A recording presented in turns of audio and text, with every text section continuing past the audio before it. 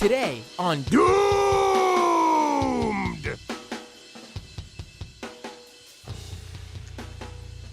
The Squad takes their first loss in New York's 2024 primaries as Representative Jamal Bowman loses in New York 16 in what is the most money, the race where the most money ever poured into a congressional campaign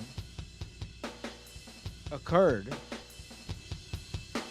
in order to bolster his opponent, George Latimer. This episode is mostly going to be, this is what everyone's talking about right now. And let me pull myself up on the feed. It's obviously an important story, but I also think people are taking too much from it in terms of feeling, as I guess you can say, doomed if you are progressive. I as you might have heard, I mentioned it in previous episodes. I had gone up to Westchester this past weekend. I was invited to take part in this event where streamers were trying to get out their audience and going out there and knocking on doors for Jamal Bowman in an area where, well, because it wasn't affiliated with the campaign. So we weren't working for the Jamal Bowman campaign. This was a volunteer thing with a third party. And because of that, we could not coordinate, or the organization that set it up could not coordinate with the Bowman campaign. So the guess was they would be doing their best to get out the vote in Jamal Bowman strong areas in the Bronx, for example, and Yonkers and Mount Vernon. And we would go somewhere that was more Latimer friendly, but if you could sort of close that gap between Latimer and Bowman, the thinking was, then the closing that gap, even though Latimer would win those areas, but closing the gap would end up possibly helping Bowman if he turned out his strongholds. So Bowman ended up winning something like over 83% of the vote in the Bronx. But unfortunately, the Bronx only makes up a small sliver of that district, and we'll get back to that shortly. And that only ended up amounting to under 10,000 votes were cast in all of the Bronx. And Bowman won over 83% of that. However, in Westchester, there were a lot more votes. I believe in total it was something like, 4, 5, 6, less than 70,000 votes, of which 63% of that went to Latimer. So, in the end, Jamal Bowman loses.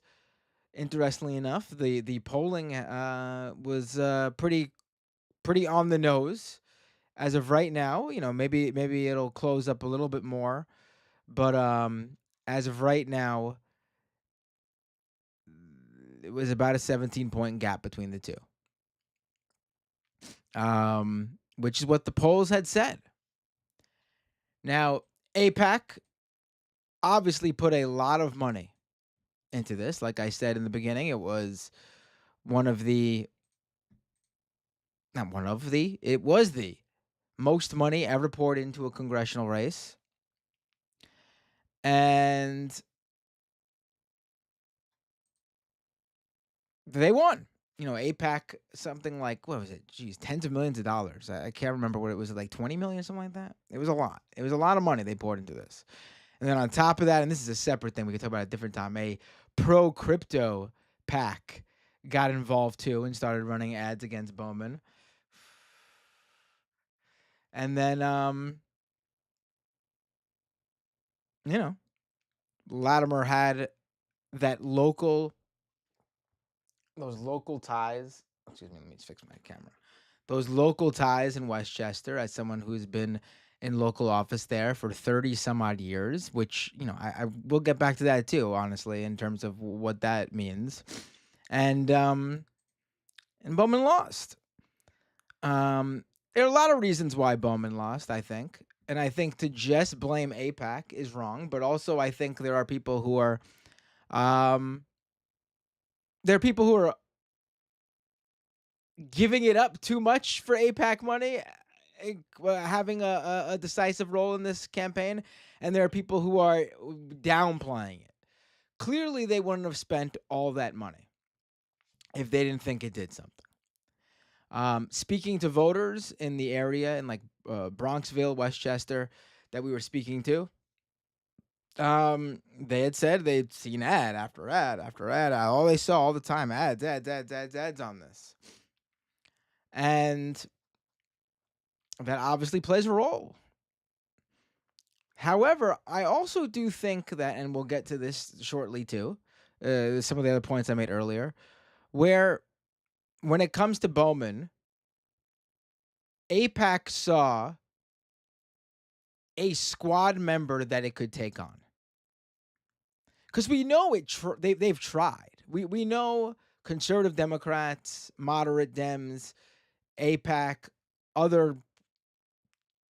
I mean, APAC is Republican funded, really, but all these sort of center right to right wing groups and organizations have tried to take down progressives in Congress. And they've struggled. They haven't been able to do it to Ilhan Omar, Rashida Tlaib. AOC is basically untouchable. Um, uh, Rep. Presley up in Massachusetts. They tried Summer Lee this year. They tried to take down Summer Lee, and she won decisively. She won. They actually pulled out of it because they realized she was gonna win early on in terms of putting money into that race. But they saw that Bowman was weak, and there's a number of reasons why Bowman was weak. And this isn't I think from everything I've seen, Jamal Bowman was a good guy, someone who I agree with politically, but he was weak for his district, and that's because, and this is one of the things I'm coming back to, and that's because his district changed. Like, this was a major factor that I think people have not realized. And I don't think you realize it till you really see the map. And it's especially obvious when you see how the vote totals went during the election. So, like I said, Jamal Bowman takes 83% of the Bronx, almost 84% of the Bronx. Latimer takes 63% of Westchester. But look at the map here. So since Bowman's last election, these maps have been in New York have been changed. The districts were redrawn. And because New York Democrats suck completely, they drew shitty districts. And in fact, these districts oftentimes hurt them in in races with Republicans. Like, it's not just they've hurt themselves in trying to, it's not like they've just hurt progressives.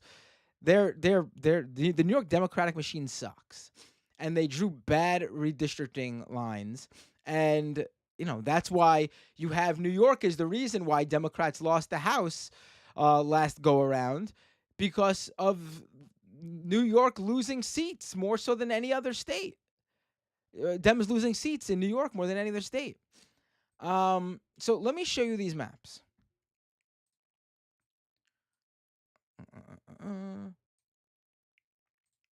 So this map here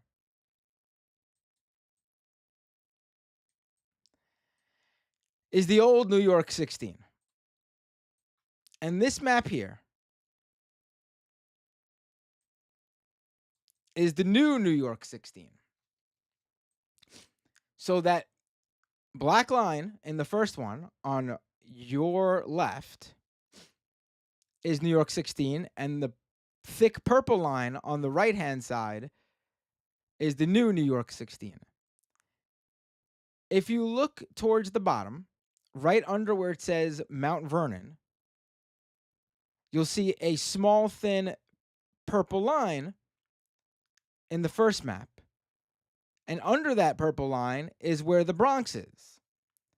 And you can see where the thick black line is, just how much of the Bronx made up New York 16 previously. And also look up top, too, at the top of the district in that first map. New York 16 ends sort of in Scarsdale. Now look at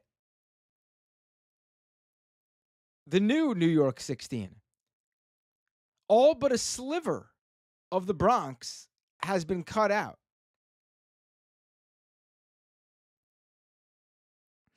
And then it extends how much of upstate New York is in New York 16 as well. It goes well beyond Scarsdale now.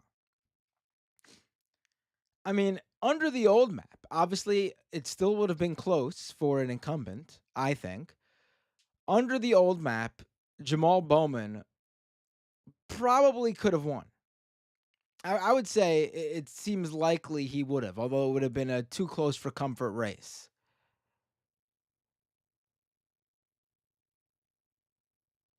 If you look at it, they cut out like what, like around 2/3 of the Bronx.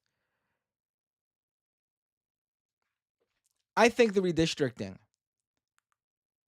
had a lot to do with it. Again, not saying APAC didn't, but I'm saying redistricting did. And on top of a number of things that made Bowman weak, which I'll run down now, I think APAC smelt blood in the water for its first squad member ever. And they went balls to the wall and put all this money into it, which did have an effect, but I think they did it so they can, you know, pound their chest and say, we did that, to try to send a message to everyone else to make them think that you speak out against the Israeli government for what they're doing in Gaza. This is what'll happen to you. So again, the money had an effect. It's not the end all be all. APAC got involved because they saw Bowman was weak for reasons I'll get into. And they did it so they could say they did it. So Bowman was weak, obviously, because of the redistricting. Those redrawn lines hurt him 100%. There's no doubt about it. You could even see how he was campaigning. That he, I don't think his campaign was prepared for the new district. It looks like they were spending a lot of time in the Bronx, and that is his constituency. But they spent a lot of time for what amounted to around 7,000 votes this time around. I mean, Jamal Bowman got like something like 20,000 votes in the Bronx, the last primary he had. Or the last, it was either the last primary or the one where he beat Engel in 2020. I can't recall. But he got over 20,000 votes, or around 20,000 votes during one of his primaries just in the Bronx. He lost this because of the redistricting playing a major role and his campaign not being prepared for that. I think. Not saying it was a completely bad campaign, but I think they worked over an area for 6,000 votes, give or take. I mean, that's not that's not what he needed in this. He needed a lot more in those areas. Um, Furthermore, it is clear that the district, while I do think it didn't play as big as a role as some people have said. His position on Israel and Palestine did hurt him, I think. There were Zionist groups and communities that basically rallied their members and they got out the vote. And I think I saw something like 12,000 people from that specific community voted, and obviously I think it's pretty clear they voted for Latimer. Looking at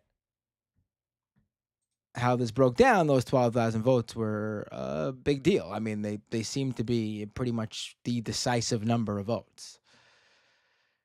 Give or take, there's about around 13,000 votes between the two right now.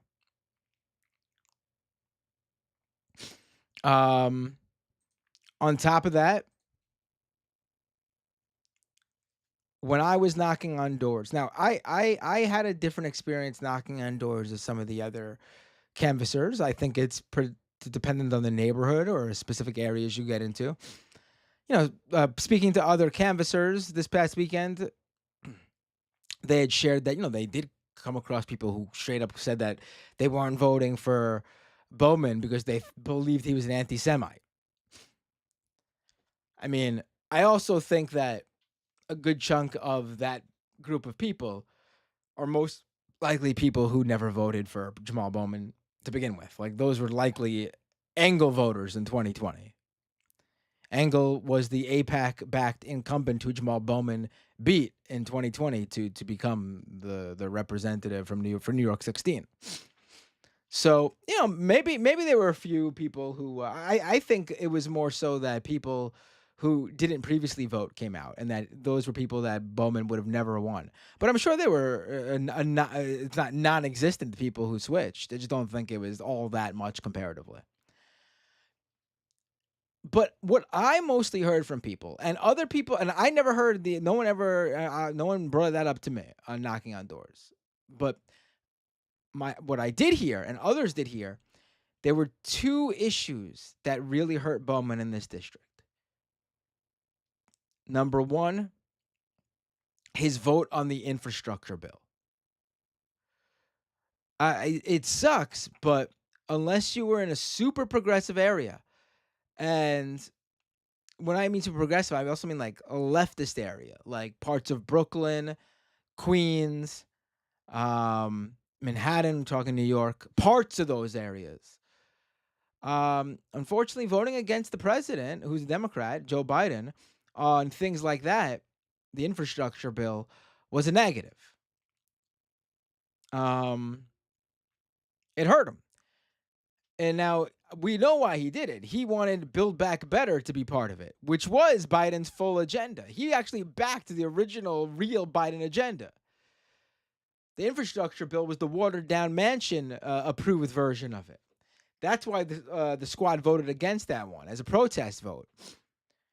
But unfortunately, people, most people don't understand that. Most people are not plugged into politics. They thought it was a vote attacking Joe Biden.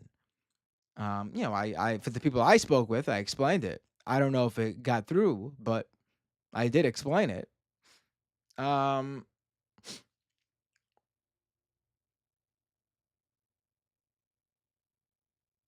and then there was the main thing I heard. And this is what the Latimer campaign ran with. This is actually what the APAC ads mostly ran with. And this is all you heard from conservatives attacking Bowman, who were aligning with these conservative Democrats, these right wingers. This is all you heard. And this is what I heard the most up there: the damn fire alarm. The fire alarm. I heard about him pulling the fire alarm over and over and over again from people who were undecided, from people who were leaning Latimer. The fire alarm.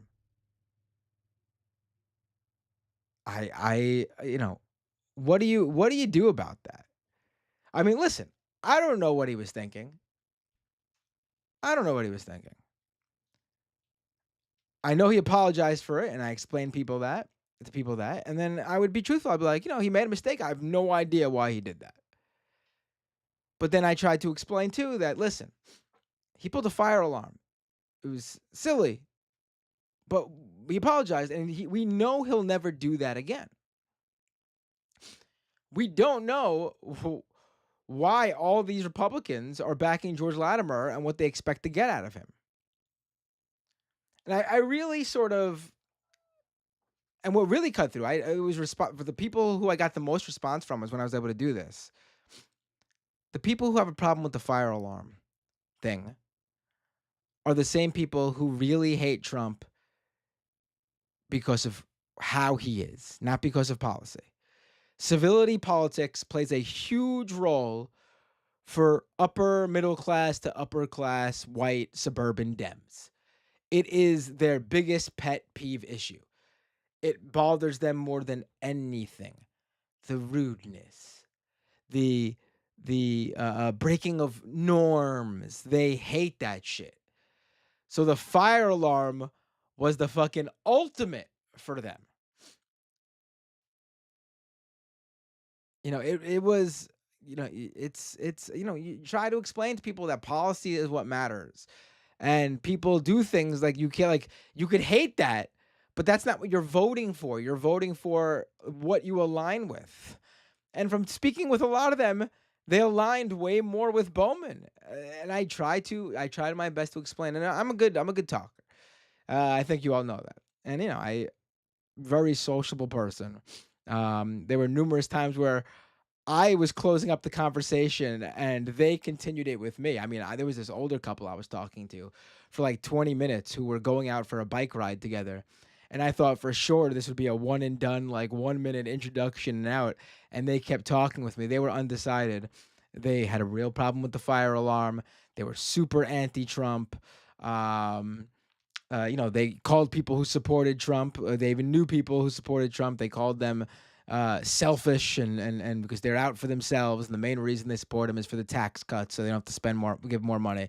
These are people who, I thought would align, and I think I got, I don't know how they voted, but I think I changed their mind on some things towards the end. Then was it enough? Who knows? I'm not gonna give myself credit for that, but I tried to let them go numerous times. I didn't want to hold them for their bike ride, and they kept talking and talking to me. um, I didn't think, I knew going into this was like a Hail Mary sort of move. Doing this the weekend before, the realization of how this race was going for a lot of people, it was too late, I think. There were so many mistakes, I think, that led to this. Um and yeah, I mean, it was I will say this though. Meeting people in person is the most important thing these campaigns can do. And I don't know why this isn't something that's done y- uh, daily. Like this should be like not at the listen. You're not going to do a election day, like election campaigning level in terms of numbers, but you gotta be, especially the house. Every 2 years is an election. You gotta have your people meeting people. Like I would, if I was a house member, I would literally be doing regular canvassing in a different neighborhood all the time. And not canvassing in the terms of like, I mean, like door knocking, not like electioneering or anything like that. Just literally, hey, how you doing? Just want to make sure that I'm such and such, just making sure everything. Is there anything you feel like, we could be doing better for you? Any complaints? How is going? What's going on? What are your, what's going on in your life? I would be, you would be, I think. And listen, I know um, a lot of these politicians do, um, constituency services. I'm just saying, I think that even has to be taken to a new degree. You gotta hold those seats that we got, and you gotta do things that I think are not typical. I'm not talking about making yourself seen at the events. The events from all the local organizations, it's important, but it's so insular because those people are already so involved. And yes, that's why it's important to have those connections. But if you just go around making sure you are seen and your staff is seen, I think it would go a long, long, long way.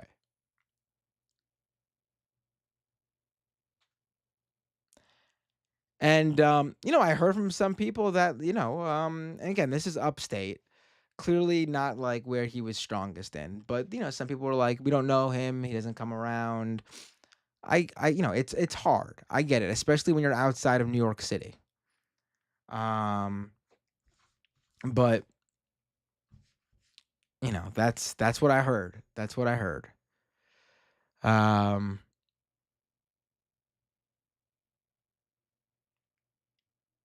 So all these things combined, I think Bowman was great on policy, but had to get more used to being a politician. And we want normal people in politics for policy reasons, but for campaigning, we need people to understand what's necessary there. I think there's a future for Bowman, though. I think first of all, what I'm saying is for that district, New York 16. He clearly was doing the work though in the Bronx portion of the district. People there knew him. It was just that district no longer made up that sliver of the district no longer made up the same size that it used to.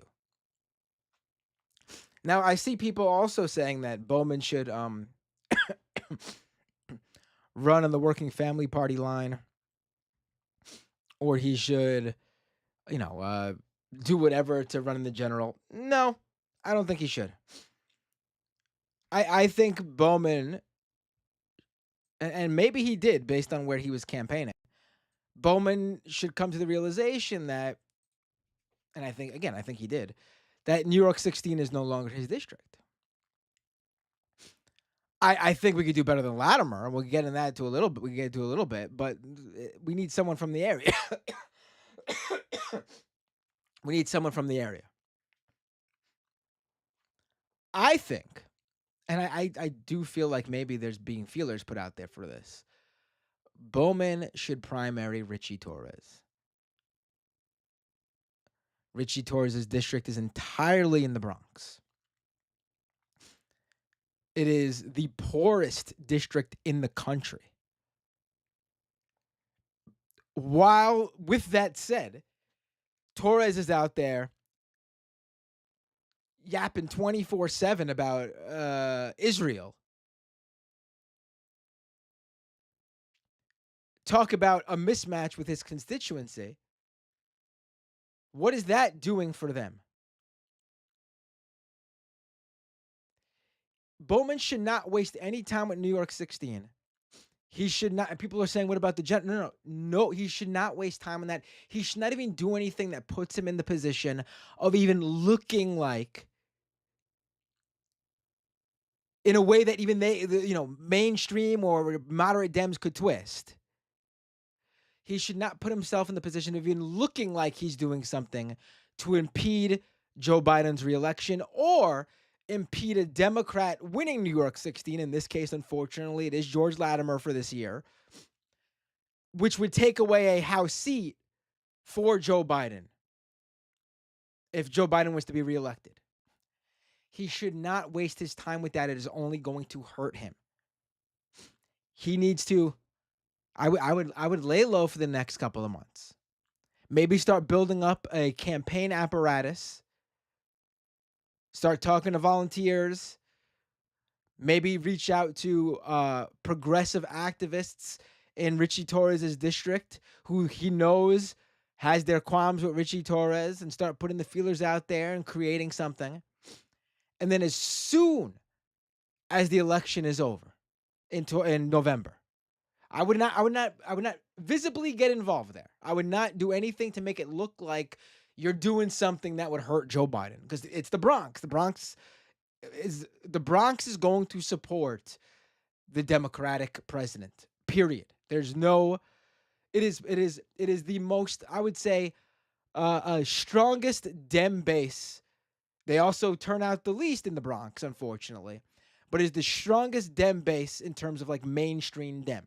You want your leftist votes, you go to Queens and Brooklyn and parts of Queens and parts of Brooklyn and parts of Manhattan for that. That's not really the Bronx.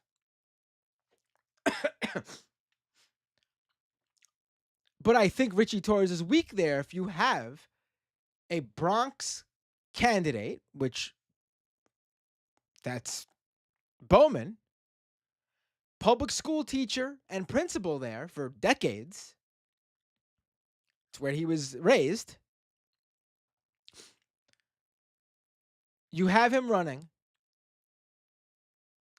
as a progressive who points out Richie Torres's flaws in helping out the district, which it's been it's been 4 years now.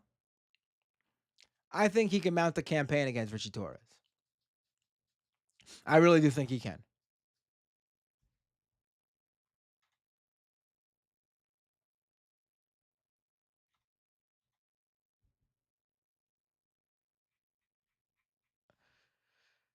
That's the district where Jamal Bowman can win.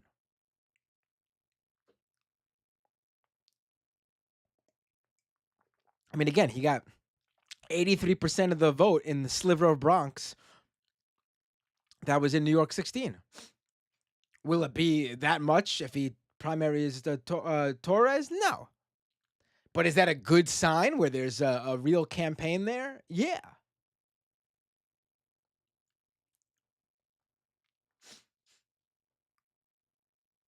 Also, and this isn't for Bowman, but Bowman at this point is already a rep. Um, I do think, and this is why the DSA I think is smart for focusing on these state senate and assembly races. I mean, they're gaining seats in New York State in the assembly and in the state senate. They're focusing on those seats because once you establish that candidate in a role where they're actually, representing an area, then when they run for higher office, the community knows them in the same way like you heard up, Westchester knew Latimer, right? Oh, we know that person. They've been representing us. We've seen them around town working as a public servant for so many years. I think the groundwork is being laid for a lot of that on the left. And I think when you're a candidate who doesn't have the money and doesn't have that institutional support from the Democratic machine, then that is super important. I mean, AOC was able to her campaign, her insurgent campaign in 2018. She knocked on so many doors, and I think the upset plus her stature. I feel like so many people in her district feel like they know her, where she has that repertoire already. I mean, she also does constituency services, obviously, but I feel like it's you need that. It is so important. That more than any policy or any flub or mistake or anything, anything like that.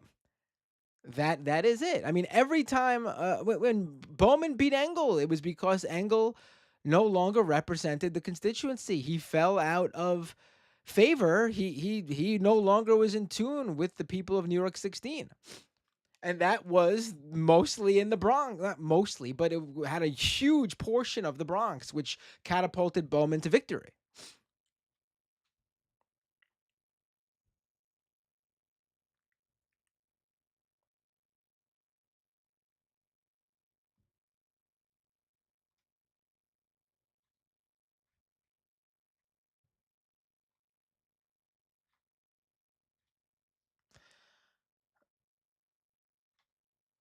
Pernay says AOC beat big APAC money in that area, right? No, they're not going to get involved with AOC. That's a waste of money for them. AOC is safe for life. She can be there as long as she wants. She represents a district that's very Latino, a lot of immigrants, also the more leftist parts of Queens. She's a young Latina woman. She absolutely that constituency in even the Bronx and in Queens is totally feels represented by her. She is as safe for no one's gonna mess with her. You're gonna see every now and then Republicans think they could beat her because they're delusional, but she is safe. She's as safe as safe can be. She will be there for as long as she wants to be.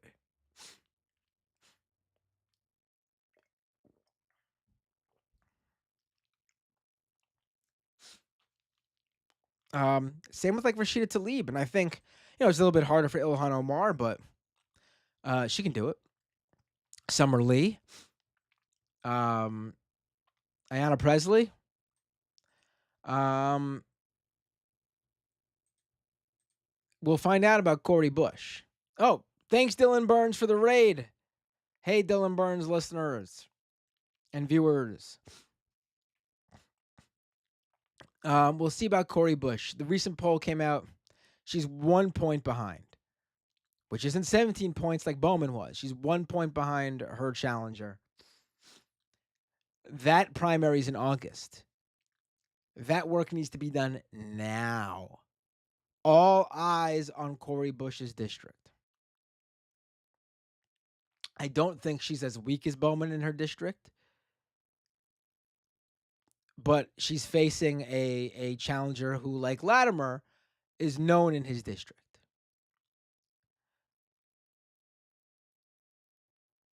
So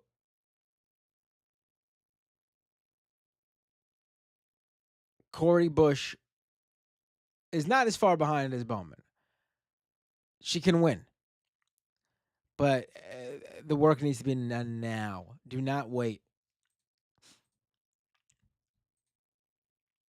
If you're worried about Cori Bush, now is the time. We have to also come to the realization that there's going to be losses. I know it's the first time a squad member has lost a re-election. It's gonna happen. It was bound to happen eventually. I mean, they're not going to be in office forever. Just like you know, conservative Democrats lose elections.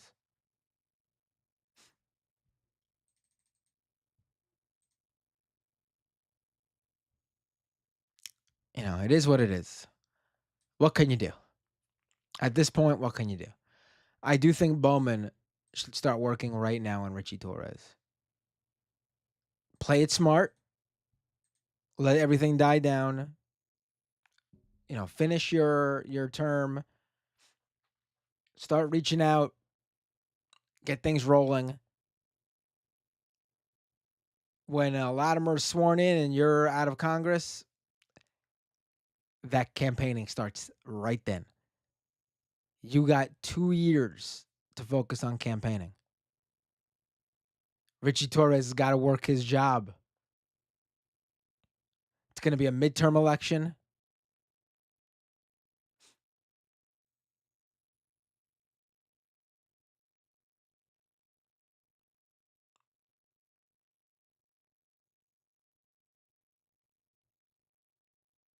You gotta do it now. Got to start getting it done now.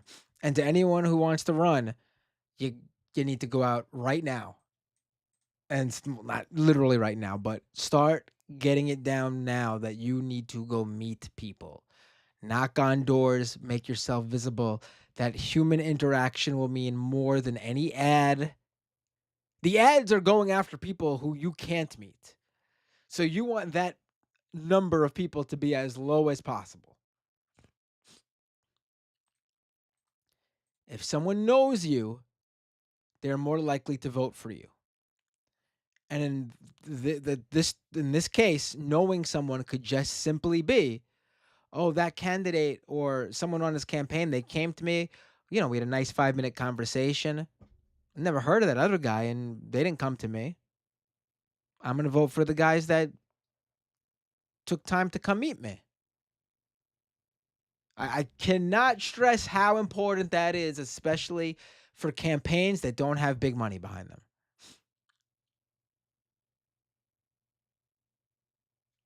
You could overcome anything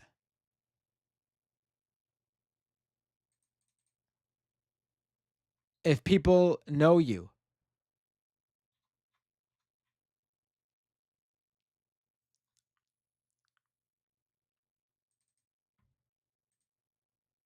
It's that's what it comes down to.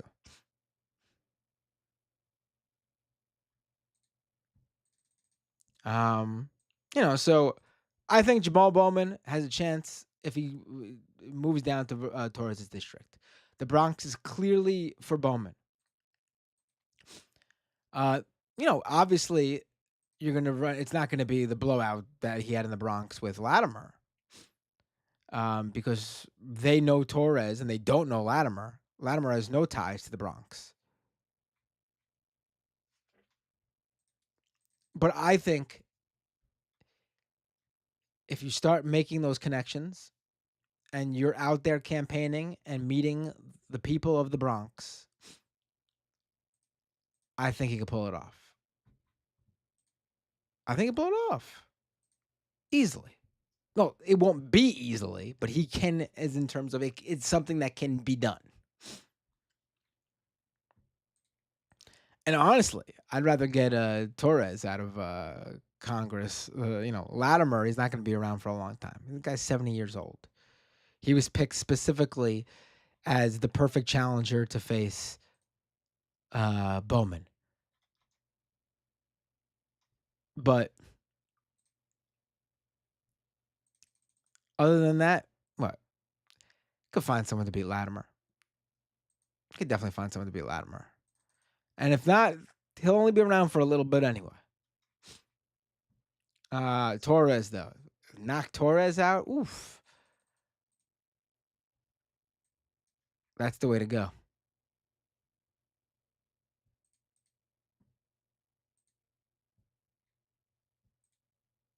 All right, let's go to the second half of the show. I think I hit. There might be a few things I'm not remembering that I wanted to come back around to. But I think I hit everything. Let's go to the second half. Let's take calls. First of all, if you're watching, I'm not going anywhere. I'm gonna open up the phone lines, but I'm gonna take a quick, like, not even 1 minute break just to refill my drink. But before I do that, because I'm gonna be sitting here taking calls and talking to all you fine folks for a while, I can't be parched. So before I do that, though, youtube.com/Matt Binder. Subscribe to the channel there. I uploaded a number of clips of interviews with the different streamers while I was there canvassing. I'll talk more about that in the second half too. I gotta do more clips. People really responded to the short clips, and by short I mean like anywhere from like what 15 to 30 minutes. I mean, I will do that. I have to. And then so youtube.com/Matt Binder. Subscribe to the channel. If you want to drop a super chat, I will read your super chats. Twitch.tv/Matt Binder. If you're an Amazon Prime subscriber, connect your Amazon account to your Twitch account. You get a free Twitch Prime subscription each month. Definitely remember to drop that Twitch Prime subscription because otherwise Amazon just keeps that money. Like you pay them for Amazon Prime, right? To get your overnight deliveries and all in your Prime Video. I get it. I get it. Yeah, Amazon's a big company, but Jeff Bezos, evil. I get it. But a service is a service and you need it, right? Sometimes. But if you connect your Twitch account, you basically force them to give some of that money to me. It's not a huge chunk. I think it's like something around a couple bucks. But it's less money that goes in their pocket and it's more money that goes in mine. So don't let them just keep your extra money. Doomedcast.com for the podcast version of this show. Scameconomy.com for Scam Economy, my other show. Oh yeah, this is the most important. I've told you guys this if you regularly listen to the show. And I've been talking to a lot of people, and it seems like this is across the board. People are, at least people who listen to this type of content, like, lefty, progressive streaming, political streamers. The audience has sort of been depressed, going through tough times. Overall, not just us, but in the big picture, everybody is a little bit tight on money. Times are tough.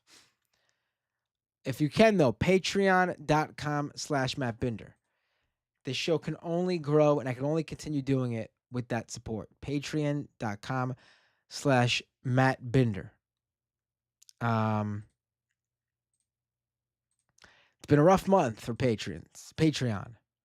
So if you could become a patron, that would be greatly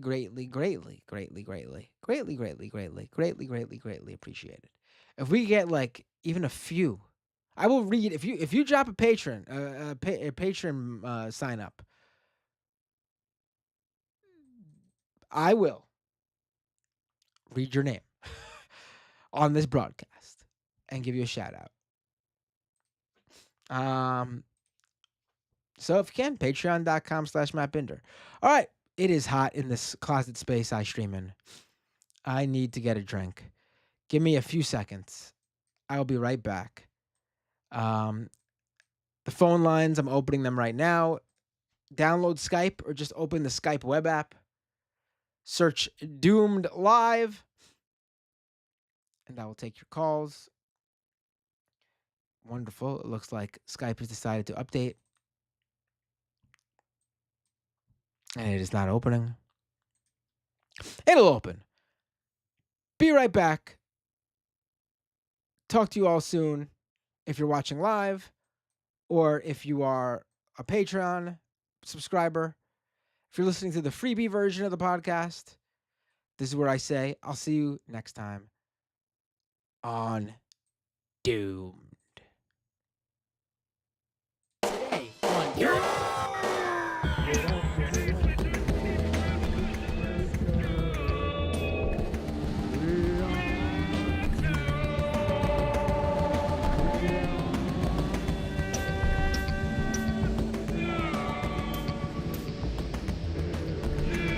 Ecological collapse, corporate fascism, corporate journalism,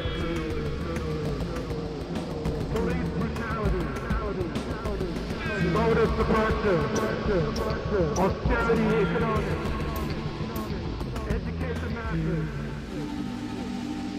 rampant homophobia,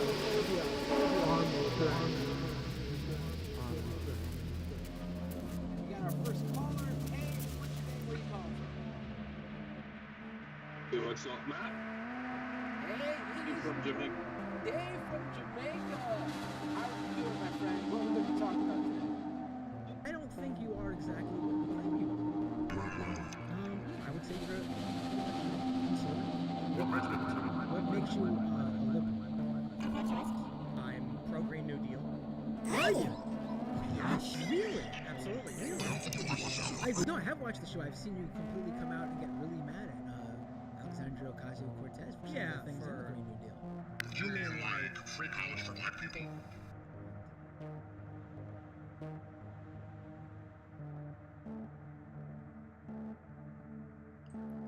All right, we are back. We are back. Let me put myself on the feed here.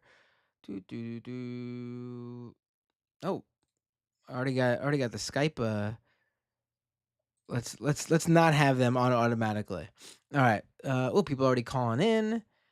I'll start taking calls right now. Let's see.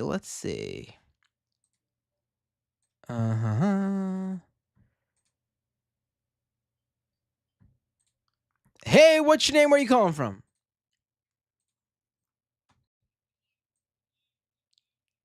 Who's this? Oh wait, hold on. I'm sorry. I had your volume down too much. Hold on. Let me put you up on the feed here. Who's this? Check 1 2. Check 1 2. You are coming through now.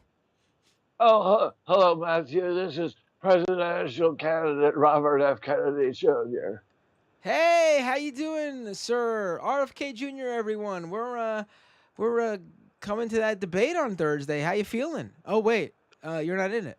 Oh, well, we'll get to that. I just wanted to congratulate your son for playing in the Chilean football team last night at Mustang Stadium. I happened to see that in my Twitter feed. Oh wow, you follow me on Twitter. That's awesome. But for people who don't know, last night instead of watching the results come in like a depressed individual for the New York 16 election, I thankfully was occupied with something much cooler. My son was one of 22 kids who got to be a child mascot at the Copa America game at MetLife Stadium with Chile versus Argentina. He walked out onto the field with a player. He was on TV. He was on the field in front of 81,000 people. He was feet away from Messi. He said he got to see Messi up close. He did not, however, you might be a little bit confused, and I'll pull pictures up in a minute for everybody, but um, he did not play on the Chilean team, Bobby. He's only eight How, years old. He's how, only how, 8 years old. well, if he was a mascot, did they provide him with a costume? Yes, No. they do. They provide you with a kit, like the. I'll bring it up on the feed. I'll pull the pictures. A, a, It's a like football kid. I'm familiar like a football kit, like the a jersey and the yeah, short. yes, the uniform in its basic form there. Well, did he score any goals? No, he just walks out with them, and then they walk off, and the game starts. He doesn't get to play in the Copa America game. Well, I wish him luck in his career. I just wanted to let you know the debate that's coming up. It's very important that the American people hear more voices than just those of the two presidents. And this is why I'm using the miracle of technology to insert myself onto the stage. This is true. I'm going to be it's going to be at therealdebate.com. Therealdebate.com, because without me in there, how can you have a real debate? It's just impossible. The American Yeah, the American people deserve not to have someone whose side has been silenced by the likes of Jake Tapper and Dana Bash.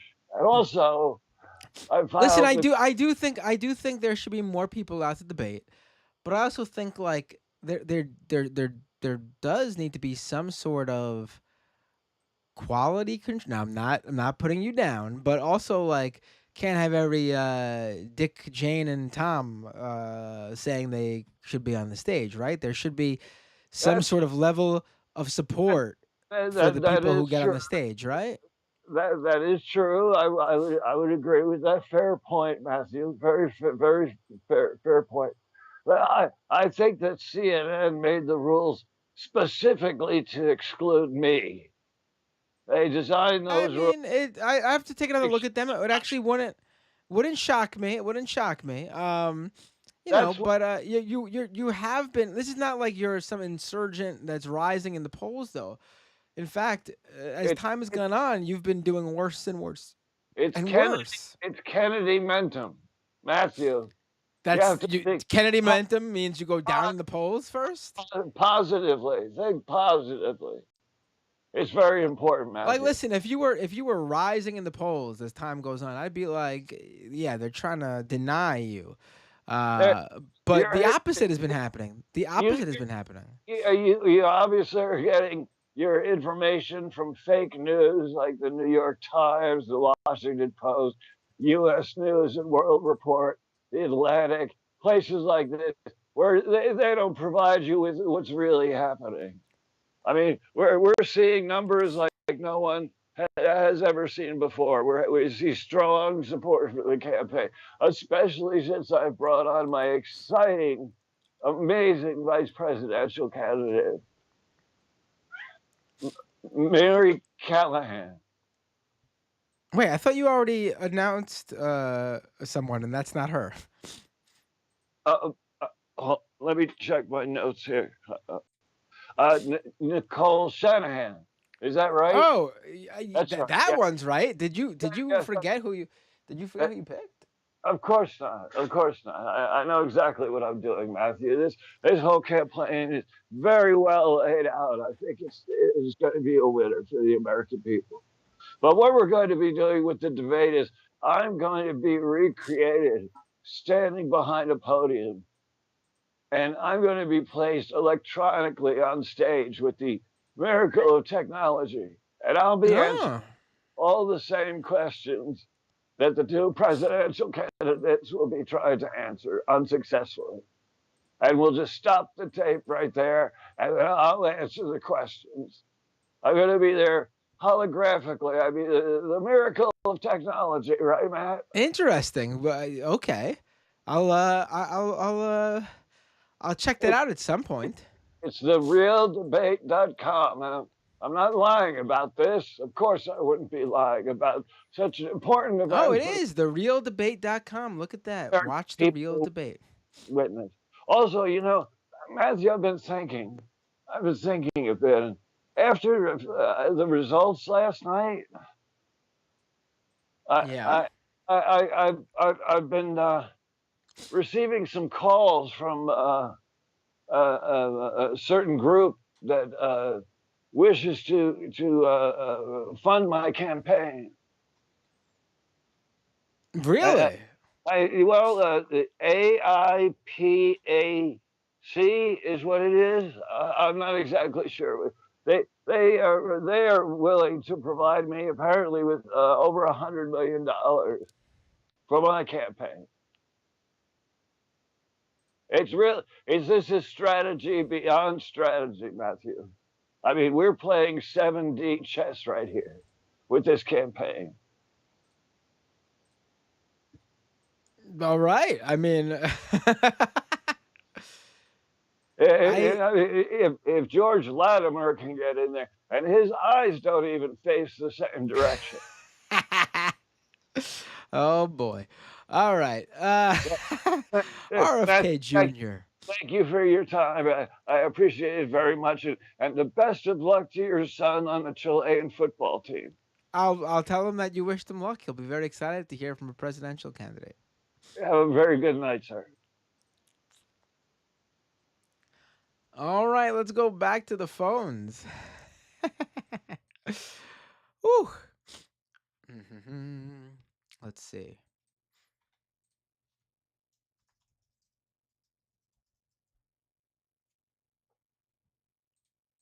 Uh, hey, what's your name? Where you calling from? Hi, it's Annie from Washington. Hey, Annie, how are you? What would you like to talk about? Well, couple things. So first of all, I just had a meeting tonight with a Green Party candidate that's running for governor in Washington State, and we are going to be working together to hopefully form form a coalition with Washington State, like Green Party candidates and hopefully DSA candidates as well, because we have several DSA candidates running for offices at state level in Washington, like you were kind of talking about. Uh huh. And so that's something I'm working on as part of my campaign. Um, the other thing I was going to mention is, would you like to hear about some of the positive things that came out of the Washington State Democratic Convention last weekend? Yeah, sure. Oh, wait, hold on. I just realized you have your Skype video on. Can I pull you up on the feed? Sure. Cool. Yeah, let's hear about it. Okay, so hold on a second. I gotta pull something up on my phone real quick. Yeah, sure, no Um, problem. so um, so I am friends with Jon Snow, who is running for state senate seat in District 39, and Wow, so he's his allowed to district. he's allowed to come back from the north. I had to do it. Had to do it. Sure, he's a good I guy. I'm figured sorry. I'm sorry, John. I just had to do it. I'm sure you get it all the time. figured something was coming. Um, Will so Winter is coming. Oh, yes, he's using that slogan as part of his campaign. is he Actually, really? Okay, so you know what? he's I don't feel bad anymore. I take back any apology. If he's rolling with yes, it himself, how do you expect me not to?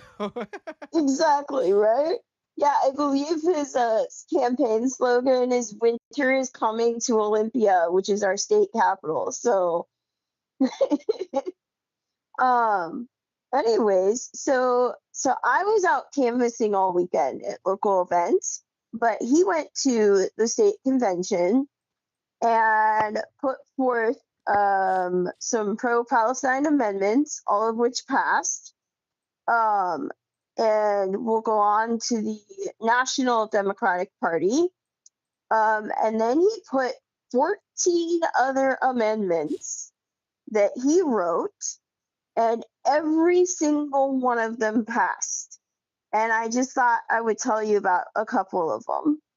Um, so one of them is about banning the accumulation and purchase of housing and rental properties by private equity, also mandating the sale of currently held properties by private equity organizations slash companies. Um, Also, the Anti-Union Taft-Hartley Act of 1947 should be repealed and replaced with legislation affirming workers' rights.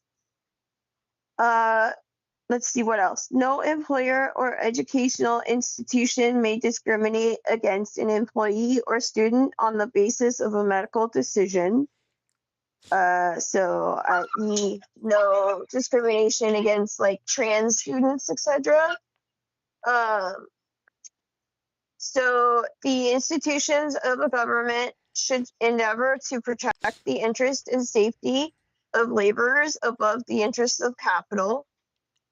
Um, let's see.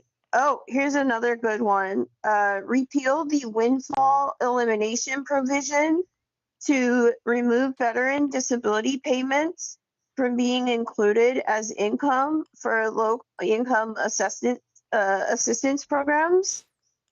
Um, And then what else? Let's see.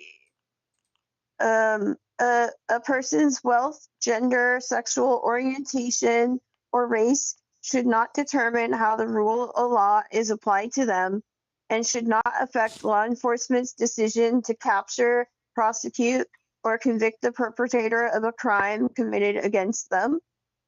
Uh, all state federal elections be declared a non-working holiday in the state of Washington.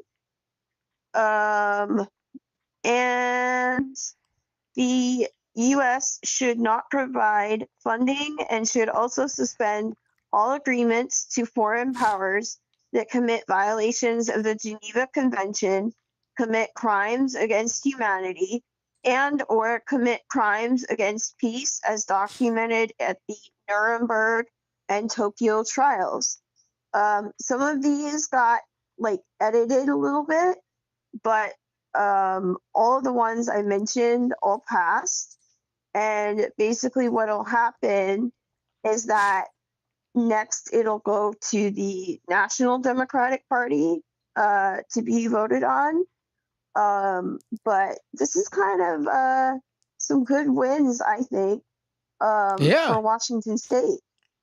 that seemed like a good lineup of So things. Yeah, that you. Yeah, yeah, I wanted to mention like the windfall tax one. Basically, that affects vets. And essentially, what happens is if they try to apply for like social assistance programs, the income that they receive from being a vet is counted as income, and like my friend John, who is on full disability. He is out of the military. Um, with the way the law stands right now, he cannot get benefits from the state, so he can't get or federal. He can't get like Social Security disability. He can't get things like Medicaid or food stamps or any of the other like social services that are available to people who are low income. And so his amendment, his provision would go to essentially eliminating that so that vets can get benefits on top of what they already receive for, as veterans. So, um, yeah, I just wanted to share some of these things. And No, this is great. I mean, I love hearing people, what people are doing on the local level, because I think right now this is where we have to focus on. I mean, it's just it is what mhm, it is. And like I said, you lay down the groundwork there, and things will maybe I don't want to say spiral out from there, because maybe that's not the correct terminology, but things will grow bro. and Mhm. flourish from there, I guess. Yeah. We're getting at the part of the night where it is brutally hot in here, and I think I'm going insane.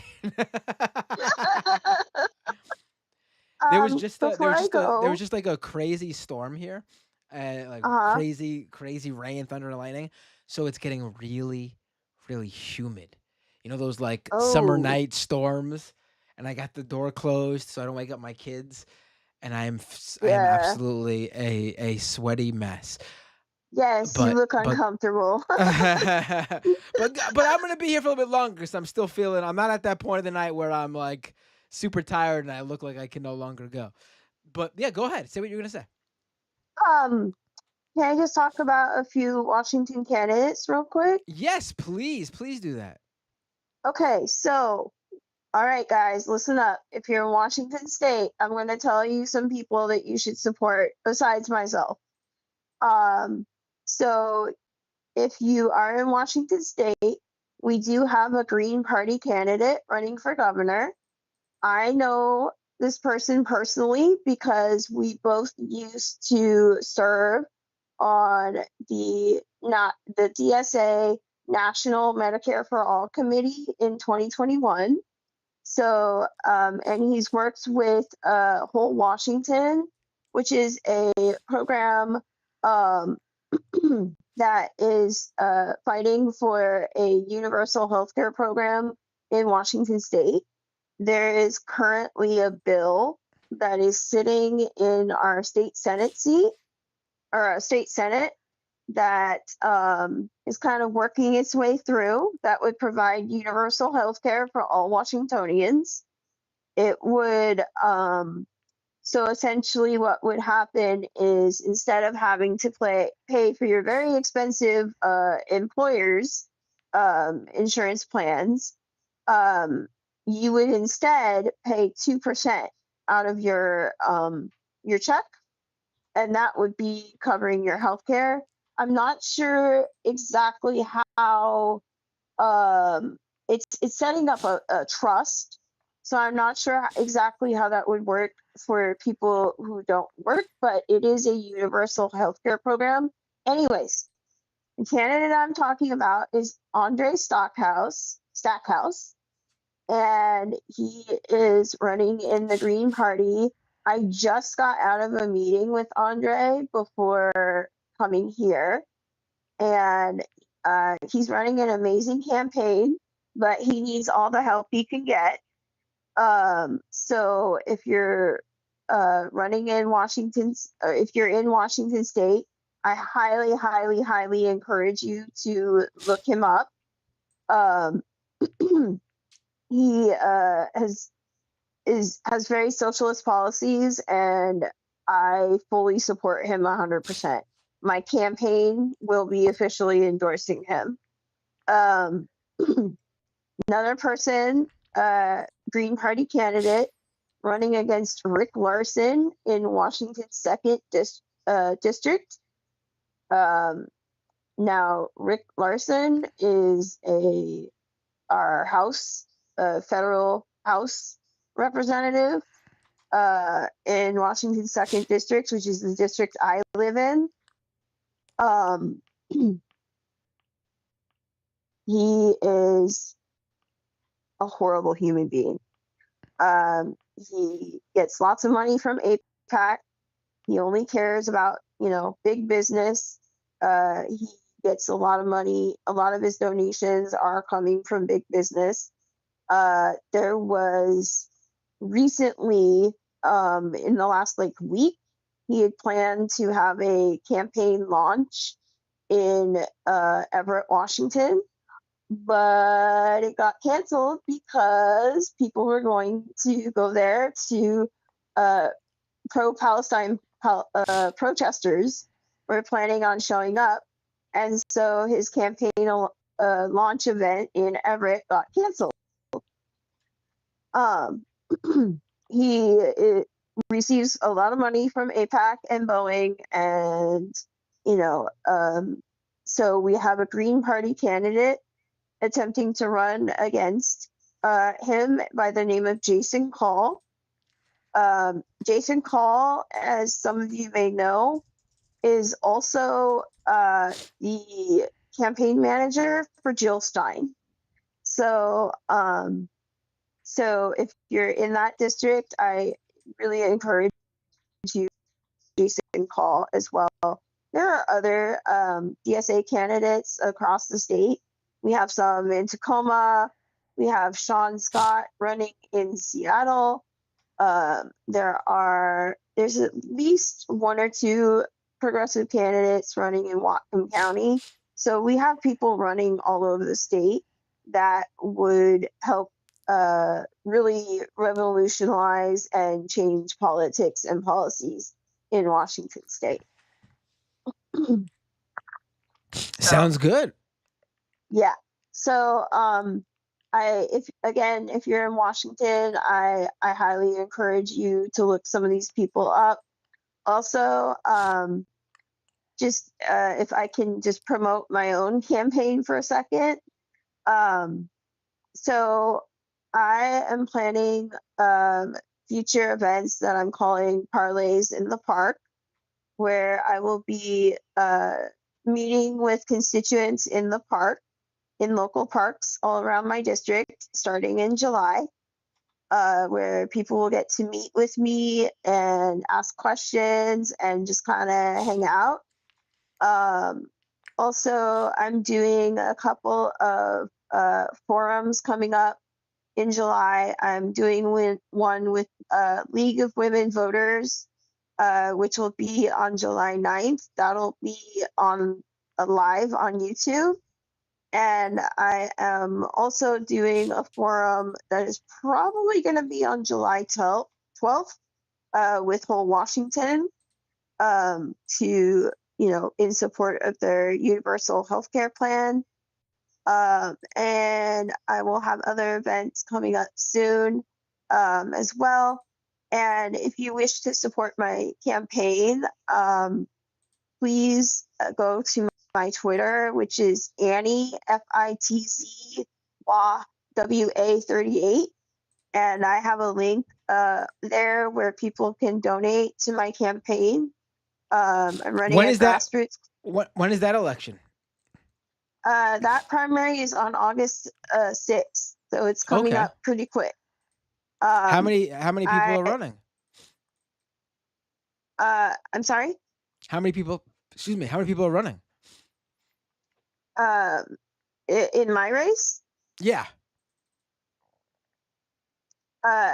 So I'm running against the incumbent, who is Julio Cortez. He's very much a establishment Democrat. And then I am also up against someone by the name of Bryce Nickel, who identifies as a progressive Democrat, but also identifies with the Forward Party, Andrew Yang's party. So Oh boy. he's kind of riding both sides of the aisle there. So if y'all would like to help support my campaign, either with volunteering or donating, I'm trying to raise enough money so that I can get access to Vote Builder, which is a program that gives you the contact information of all the Democrats, the registered Democrats in your district. It's behind a paywall, and it shouldn't be. I mean, I feel like it should be available to all candidates, regardless of, you know, their ability to pay a $2,000 fee or not. And it really is difficult for people who are running grassroots campaigns like I am. I'm trying to raise money for that. I'm trying to raise money to print more flyers and do more things to get my name out there. I've been attending and canvassing at local events and trying to do more of that. So there is a link pinned on my Twitter from my Act Blue account. If y'all want to send some support my way, I would really appreciate it. That's awesome. All right, so drop the URL one more time so people remember. It's my Twitter. It's at Annie ANNIE Fitz FITZWA38. You can find my link to my Act Blue there. Okay, cool. All right, thank you so much, Annie. Thank you. You said August, right? So why don't you call in a little bit closer to the date, and we'll get an update on how it's going. Okay, good. I will do that. Thank you for having me. Yeah, no, thank you. And by the time you call back in, I'll have looked up a little bit more, so I know a little bit more about the dynamics of the race and what's going on. Okay, sounds good. All Thank right, you. great. Thank you so much. And Bye. I love that you're running. Love to see it. Thank you. Bye. Take care. You too. Bye bye. All right, folks, let's go to our next call. Hey, what's your name? Where you calling from? Hey, Matt, it's Ola. Oh, it's Ola. How you doing, man? I'm good. I am good. Well, All it right, so I just guess I rained should say, Ola is, people know who you are, Tunbosin. You call into the show every now and then. You are a constant live chat presence, but you also are one of the people from my streams and from the Majority Port streams who came, I was going to say down, but really up to New York yeah, 16. we go up. We go up. Tunbosin was Ola was he was canvassing with us this past weekend. Yes, I was. It was really, man. I sweated so much. You It was guys, really, man, you guys did we unfortunately got out there and didn't get a chance to. I really wanted to get out there with you, but they had us going yeah, in a completely separate district. They gave us the app, like the van thing with a set yeah, district, and they split us all up too, so we weren't even all together. Um, but yeah, I mean, you guys, I think we did what we could, yeah. I even asked Vosh, like, because I think you left. They told me that you had to go make, I think, your kids, Yeah, right? it was. I So, left around like 4 o'clock. I had to head out on Sunday. yeah. Yeah. So, Okay, so I how was did like, how shit. what happened after you? What'd you say? Oh yeah, so I think they were doing this little panel that we were all at. Hold on. Give me, hold on. I put that on. Send the voicemail. Yeah, that was one of my people phoned me. So they were doing a little panel, and then at the end of the panel, they asked. They were like, "Hey, yeah, ask a question if you want." And then, like, I know they asked since there was a lot more people. They were like, "Okay, ask like a quick first question." I was like, you know what? Let me ask this silly question because I remember saying the boss right across the room. He he was giving his speech. He was stumping like, "Hey, yeah, guys, go out there, so and so and so." And I was like, "Hey, yeah, I better see you sweat outside. Like, I don't see no sweat. I better see you sweat outside." And then like I went down to the floor. I was like, "Yo, you know what? I just gotta ask." I was like, "Did you sweat outside? Like, did you sweat?" And then he was like, "Yeah." I was like, "But then like, this is neither here or there." But um, everything that you said just earlier during the program is correct. And I want to add Though on the you fact heard that, mostly about the fire alarm too, right? well, a lot of they weren't asking about the fire alarm. I know that one person that I supposedly brought up that was literally called Jamal Bowman, like anti-Semitic. Why are you even canvassing for him? Oh yeah, you guys met a Yeah, real. I this guy remember was, you guys met a real, yeah, he was a real one. a real problem guy. Yeah. He was a real one. The squad doesn't even do anything. It was like, yeah, he was just going through a list, and it seemed to me, it just seemed like when it comes to the fire alarm thing, when people bring it up, it's like you latch onto a GOP a talking point so easily, and it's like understand it was silly, it was goofy, and that he should get some flack for it, congressional flack for it, like losing his seat flack for it. I think that's a bit much, and it's like that's just what the GOP wanted, something stupid, and like people latched onto it there, and it like I also want to like yeah I want to say people up there it's like they hinge on either I'll say blue Republican. They're basically blue Republicans. Most of them, a decent amount of people are blue Republicans. Uh, I remember I remember asking like I was at this house and they basically said, "Hey, you're not going to see any Jamal Bowman support around here whatsoever, whatsoever." And to me, I think when I just started putting all the pieces together, I started realizing that oh yeah, not only is it the redistricting, it was I think it was a ploy by like corporate Democrats and basically it's because I remember when they redistricted the whole place, Patrick Maloney basically wanted to move into what's his name district Mondare Jones district, Yeah. and it was like and that was supposed to bump that was supposed to push him and Jamal, Mondale Jones and like Bowman together to fight it out against each other. But they didn't do that.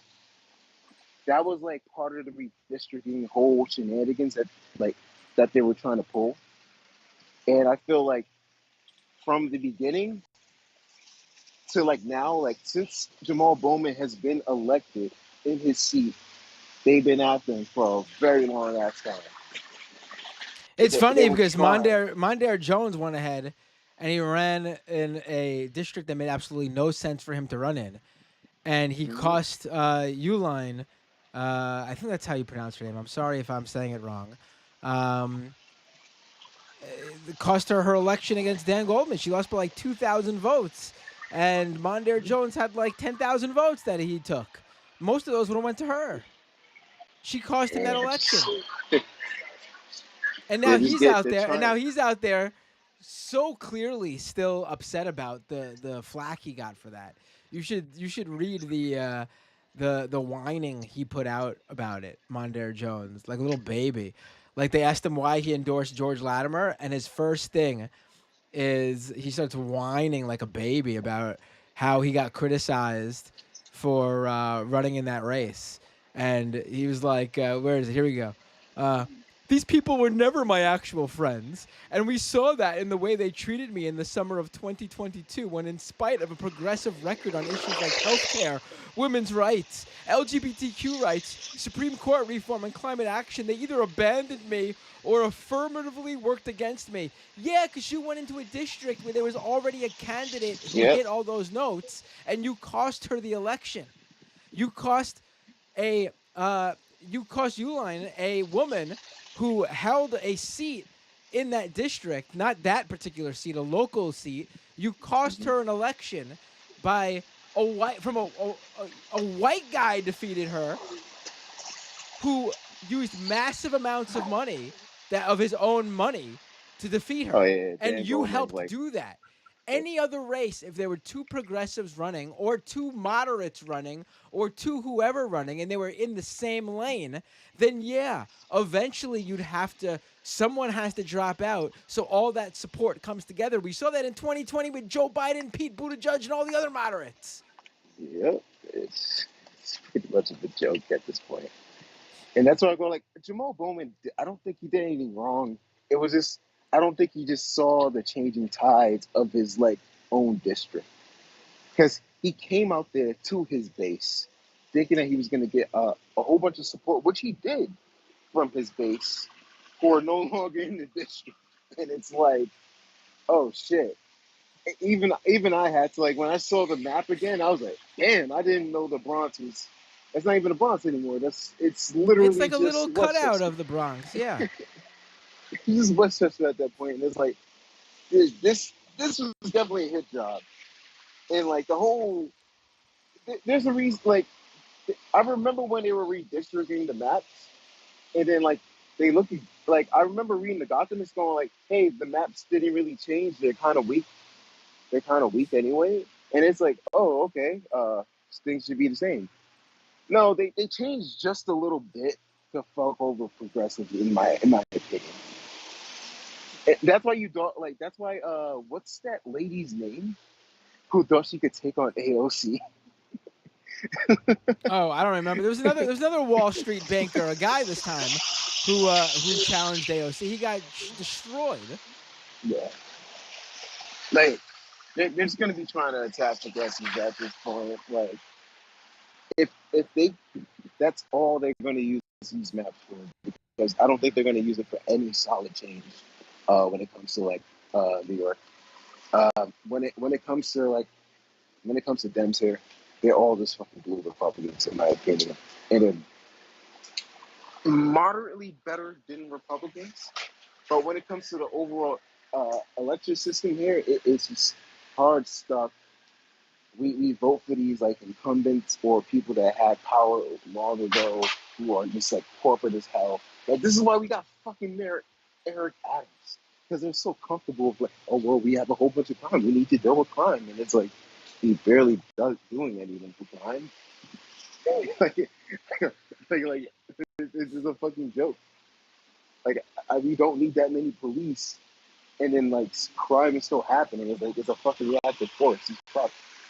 It's oh my god, I don't like Hokel. You already heard me with Hokel. I don't want to continue with Hokel. Yeah, we She's could talk about annoying. Hochul another day. Yeah, but no, I But, appreciate you coming but, out. It was great to see you this weekend. but It yeah, was. I it was great to see you too. It was great seeing a whole bunch of people. A whole bunch of people wanted to know my like bicep routine. I was like, I don't, I have not worked out in a long time. I don't know what's going on. Oh yeah, and one last thing I want to say is that they did not run any media on Latimer when it came to his actual, not I won't say just failings, but like his crooked positions where like, hey, yeah, like you elected your wife or girlfriend for office. You had like a couple like instances with your car and whatnot that you had to switch with your employee. Um, I don't know what's going on there. And also, you kind of fucked up the housing.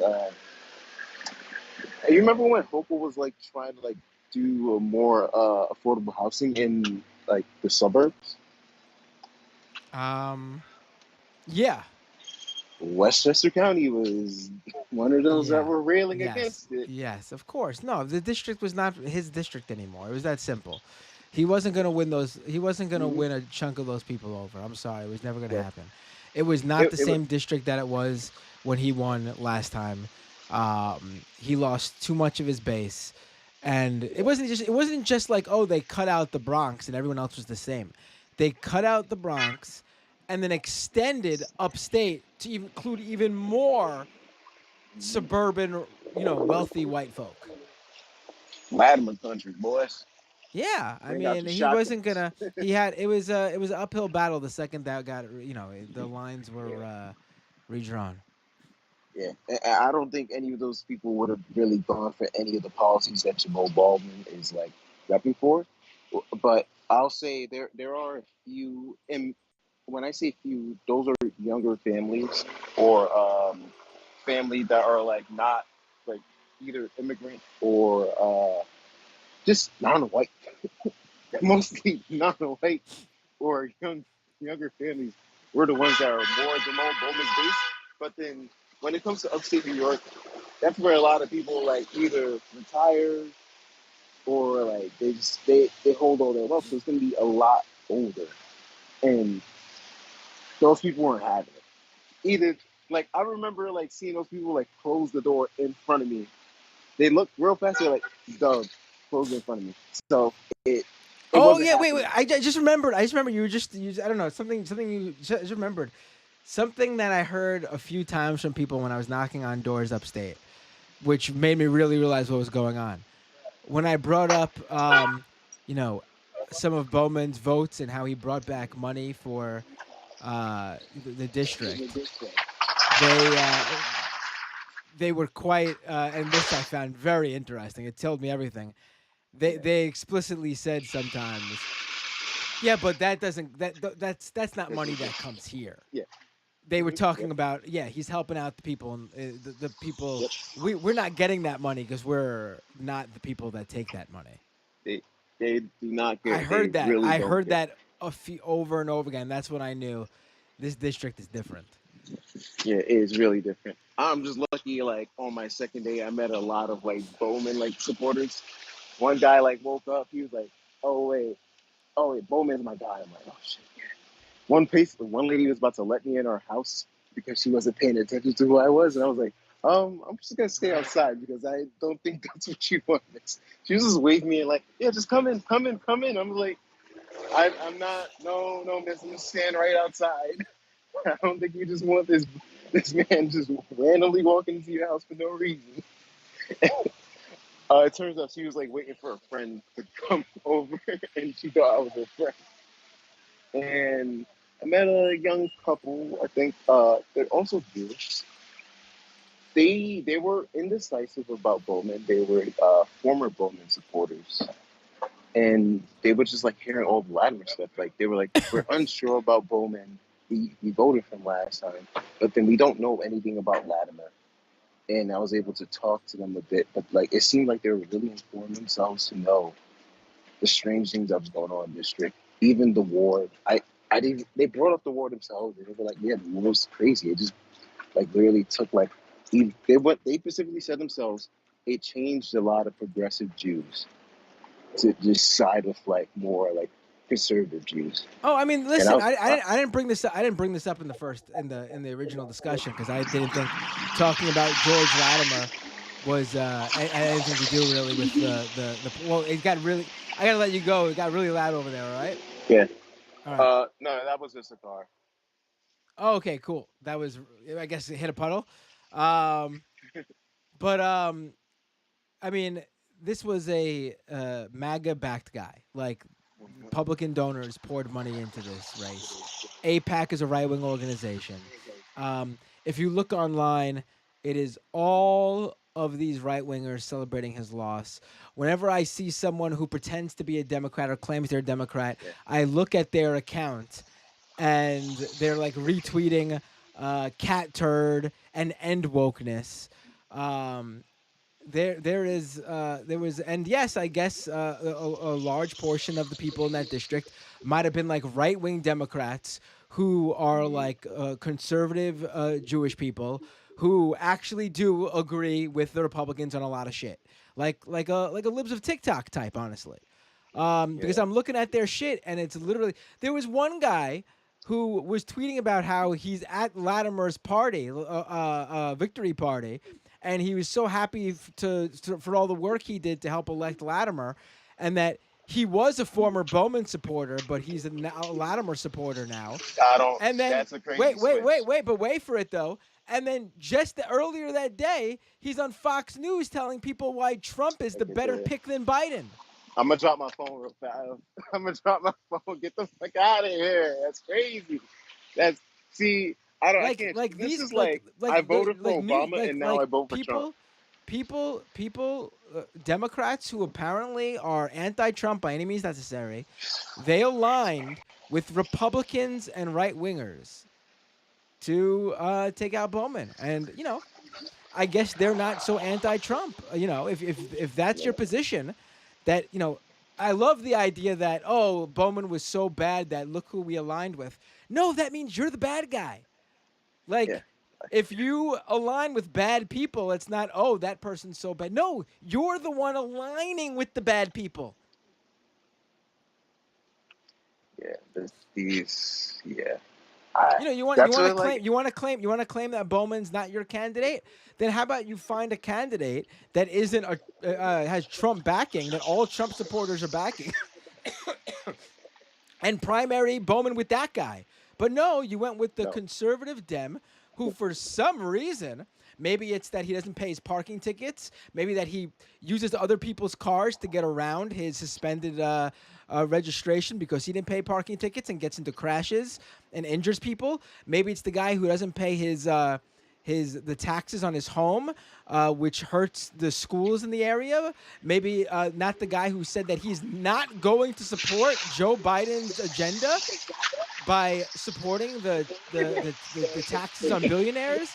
The Maybe you fucking find a crazy guy. part. Maybe you find a guy who's not Jamal Bowman, but is still an anti-Trump progressive.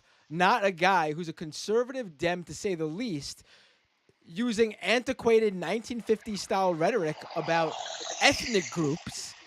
I mean, this guy's just a straight up racist. It's that simple. I don't care if he's a Dem. I don't care if he gets elected. He's a racist. He's going to be a problem for Democrats, no doubt about it. He's He going to be will. a Manchin He's type. He's going to be a he. Manchin type at the very he least. He is it's going gonna to, be like George Santos when they just discover like, oh, he's bad. I didn't know that. It's like yes. fucking I mean, Christ. this guy, he is corrupt as hell. $150,000 job for his mistress. I mean, I don't give a shit about his affair. What I do give a shit Yeah. is that he's giving taxpayers money to her with a posh job that, I don't know, you shouldn't give to your mistress, period. I mean, even if she is the best person for the job, which I highly doubt, it's bad. It's bad. It looks bad. And that's one of the like how Corey Bush like I think like hired her like boyfriend or something for like security. They're gonna attack her for that most likely. But then like motherfucking George Latimer was doing that double time. Yeah. Fucking Oh, they double don't time. care. They don't They care. don't care. They're hypocrites. They're literally hypocrites. Like they say, oh, Jamal Bowman didn't vote for like in Biden's bipartisan infrastructure bill that was watered down so fucking hard. But then like, dude said on cam, I'm not gonna really vote for like some of Biden's policies. It's like you hate the guy that voted 90 something percent of the time for the guy that's like, I don't think I'm gonna be voting for Biden's policies. He said that with his own mouth in front of the cam, straight to you. I'm done. Like I'm kind of just done with these people. They like I don't think I think during the election, the Bronx shouldn't even just show up at all. That's my opinion.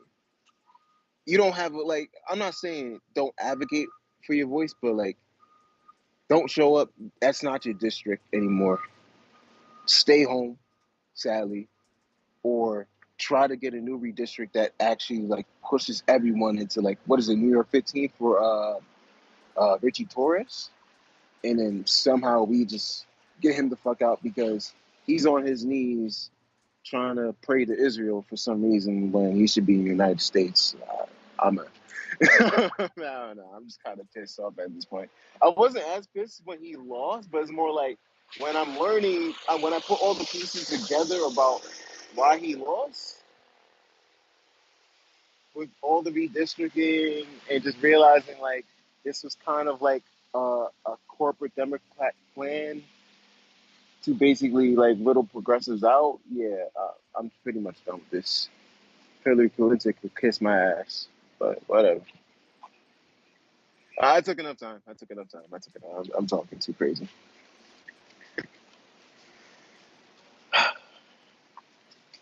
Oh, am I on mute? No, Or no, you're good. You're good. oh, All right.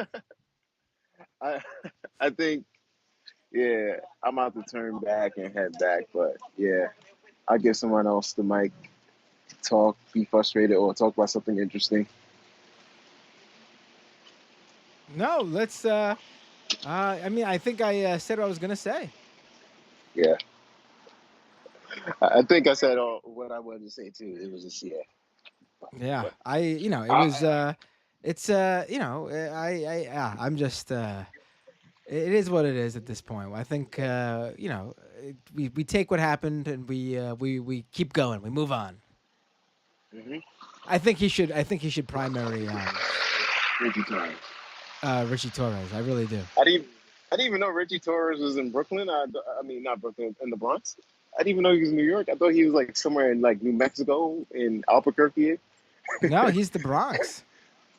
Because I didn't know like the district of the Bronx was like one of the poor. I mean the poorest in It the. is the yes. I did not know that.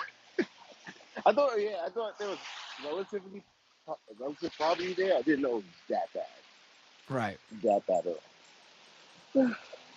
Yeah, primary, he ain't doing shit for y'all. So, well, I don't know what he. This primary, get him out of here. Your base is there. Like Jamal Bowman's base is there anyway right now. So they should definitely primary. Yep. All right. All right, I will I'm talk to you rambling. later. All right, I peace. think I wore myself out with getting angry about the Latimer stuff. Yeah, yeah, it is frustrating when like you see all the stuff behind it, I like mean, listen, just they money they they getting they thrown they there. picked it. It, They picked him because of who he was for that district. They did yeah. not pick him because he was a good candidate.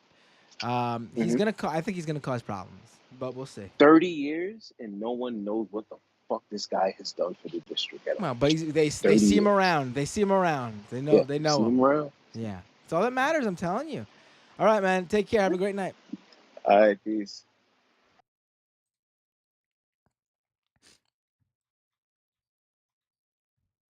Um, there's someone in the chat that I wish would call in, but they don't want to. Vincenzo. Um, Redistricting doesn't cause a 20-point loss. I mean, it certainly does affect it if you look at how the district was cut. He lost all of the Bronx except for a sliver, and he won 83% of the Bronx.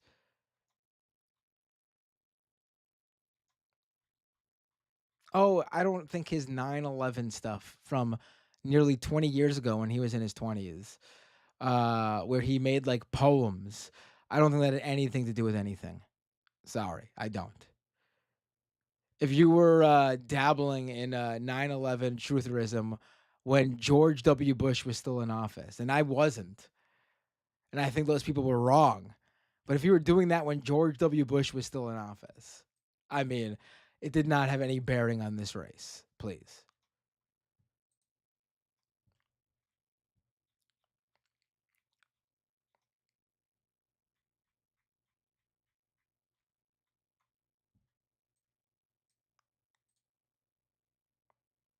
He lives in New York. It's New York. No, New York doesn't now. No, that doesn't. No.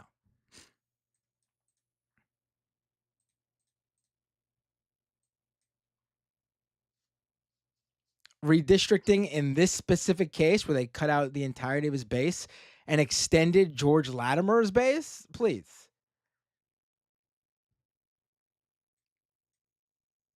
You're saying 20 points as if it's like hundreds of thousands of votes or something. We're talking a difference of if you take his Bronx votes that he got and you little more than double them and you remove the half You remove the portion that Latimer got from that huge chunk of upstate that they put into the district, you have a much closer race.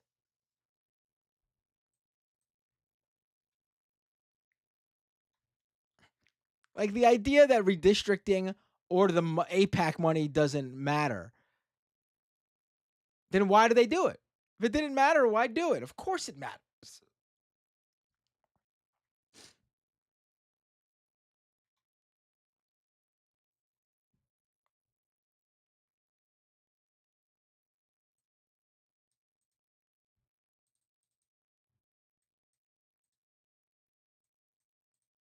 Look, let's look at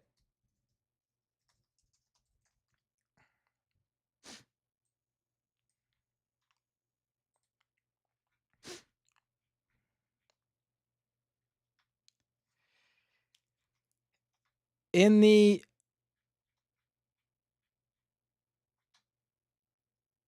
no, that's last.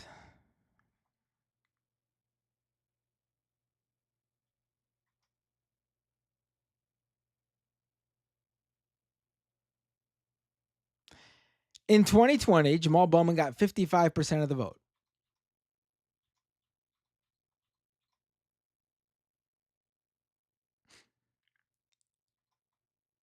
In 2024, he got 45, almost 46% of the vote.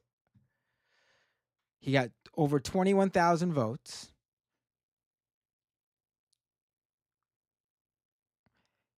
He got the same number of votes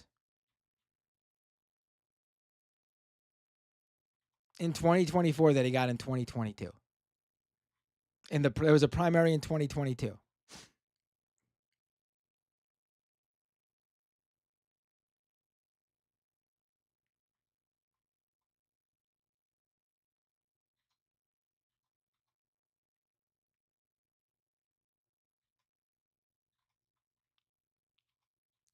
And there were a lot more voters in this election.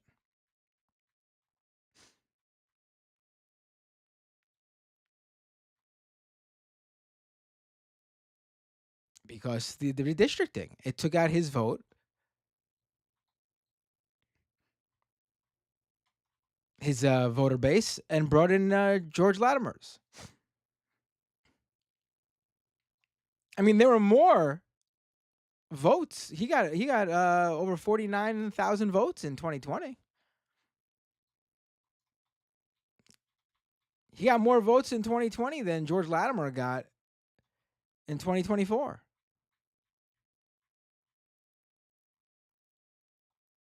Elliot Engel, who lost the race, had more votes than either candidate in 2024. So if you're not going to tell me that redistricting hurt him,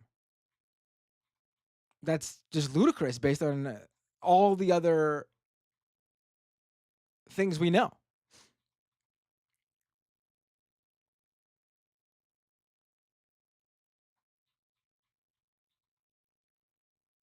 He got almost the exact same number of votes in a race where there was a lot more attention.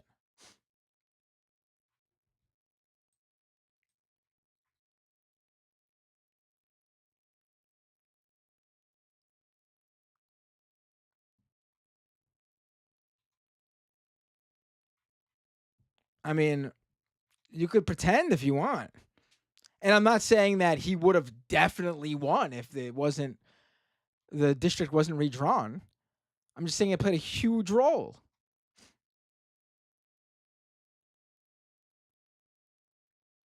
He beats Elliot Engel in 2020 by 15 points.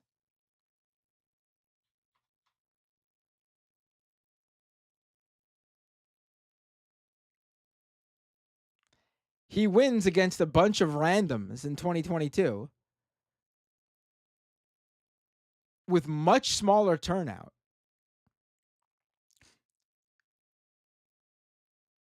by around 30 points.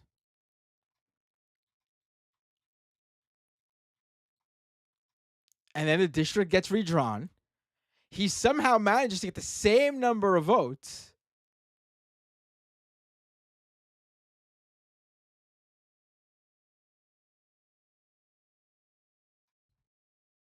And last I checked, it's what? It's well, this might be out of date now. Let me check.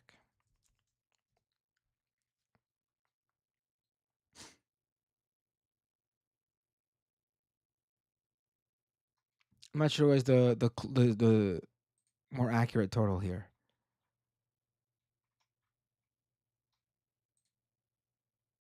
Oh, this is an older thing. Okay, hold on. Let me recheck. Oh, he actually got more votes than in I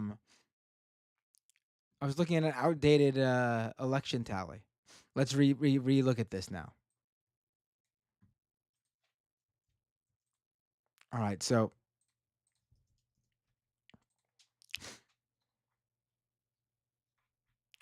in 2020,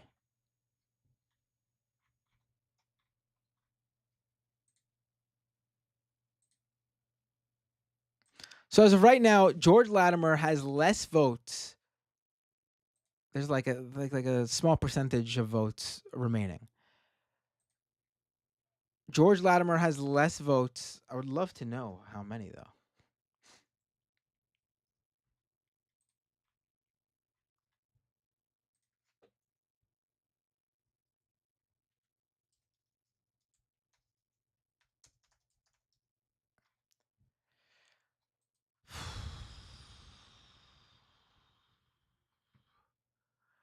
All right, so Jamal Bowman has received more votes in 2020 than George Latimer.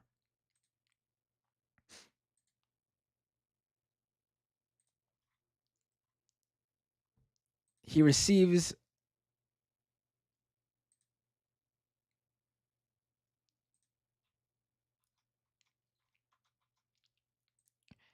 did more people come out now than in 2020? Let me see.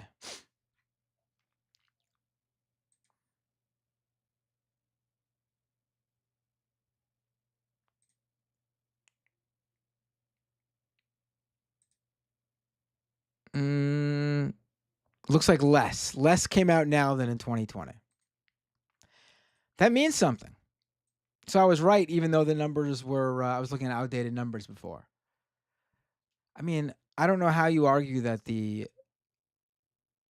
especially when you take away the portion of his base where he won by 80, almost 84%.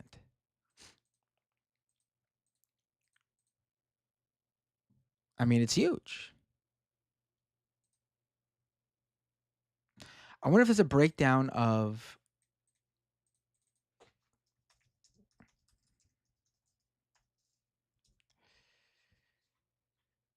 how he did.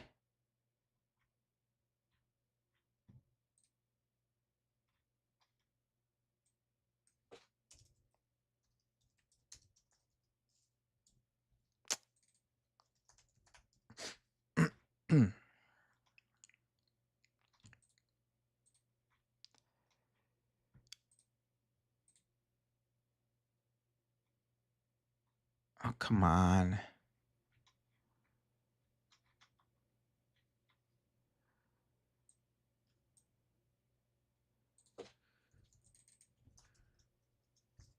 Let's see. I hate silence on the stream, but I'm trying to look here.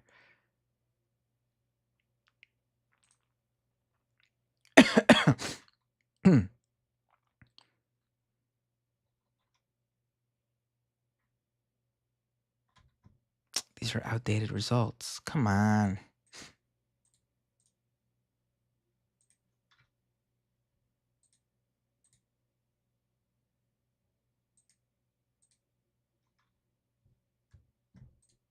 Let me see. I am interested in seeing this, so sorry if it's taking a second.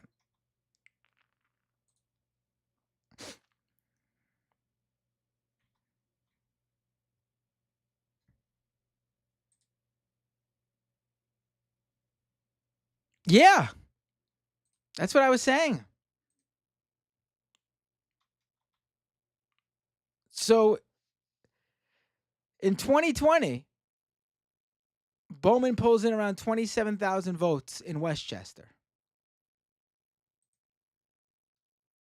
He got about 25,000 votes in Westchester this time. Engel got around 20,000 votes. But George Latimer got 43,000 votes in Westchester because they extended the district. Now, you can also argue that people who didn't come out in 2020 came out now, but 2020 was a much more likely voting scenario because mail-in ballots was so much more a thing because of COVID. I mean, more people voted in 2020 than we'll probably see for a very long time, honestly. If you're expecting Trump and Biden to break those 2020 records, it's not going to happen.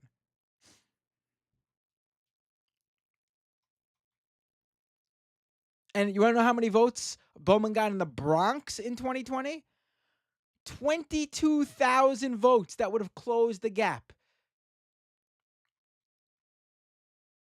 Bowman would have won if the Bronx was still there. You know how many votes he got in this one? 6,000 votes. Because they cut out his district. And yes, if you want to use that same, obviously, we should use that same idea that more people voted because of COVID. All right, so the race is super close. We're talking, it could come down to hundreds or maybe thousands of votes.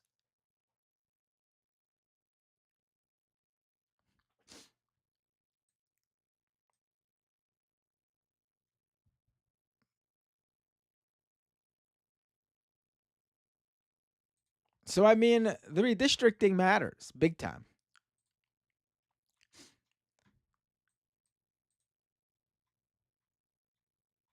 And the proof is that George Latimer got the same amount of votes almost that Engel and Bowman received combined in Westchester in 2020.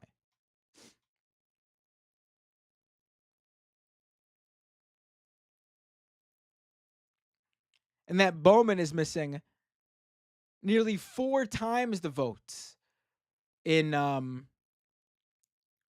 Bronx.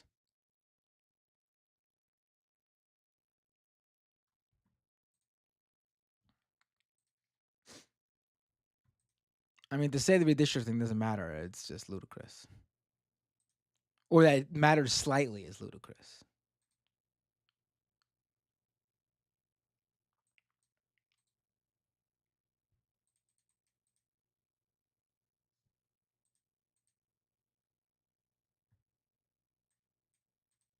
Well. Oh, Emo Dragon, thank you so much for the Patreon. The Patreon subscription. The Emo Dragon became a member on patreon.com/MattBinder. Thank you so much. I really appreciate it.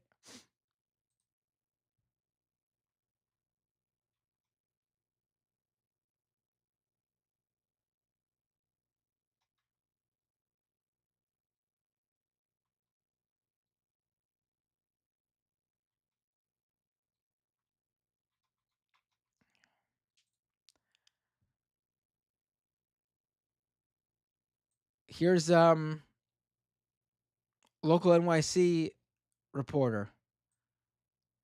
In December, someone pointed out. While a heavyweight challenger has never emerged, redistricting brought significant changes to Bowman's district, ones that planted the seeds for Latimer's challenge. The Northeast Bronx, fundamental to Bowman's upset and undoubtedly a community interest under the Voting Rights Act, was nonetheless splintered into 3, with AOC receiving Co-op City and Baychester and Richie Torres netting Williamsbridge in the Valley, reducing the Bronx portion of Bowman's district down to the Wakefield neighborhood. The separation of these neighborhoods, nothing less than electoral strongholds for Bowman, largely tied together at the federal level for 3 decades, was a seismic development largely overlooked last spring, despite also shedding the likes of Woodland, Riverdale, Fieldston, and Spootenville, the latter trio being upper-middle-class historically Jewish neighborhoods that are far less friendly to Bowman. Given the current political environment, the vast majority of the borough's votes still came east of the Bronx River.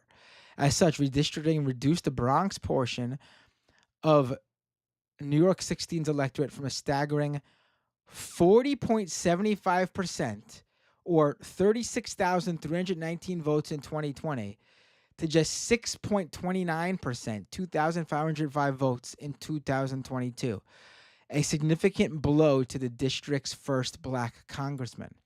I mean, there you have it. You go from over 36,000 votes to 2,500 votes. I mean, come on.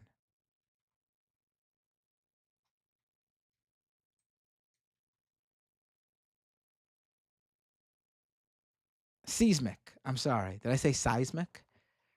You know me and pronunciation.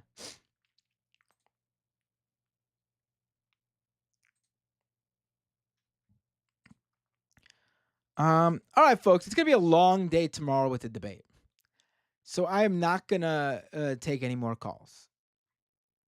Um, I see there's a few people who want to call in.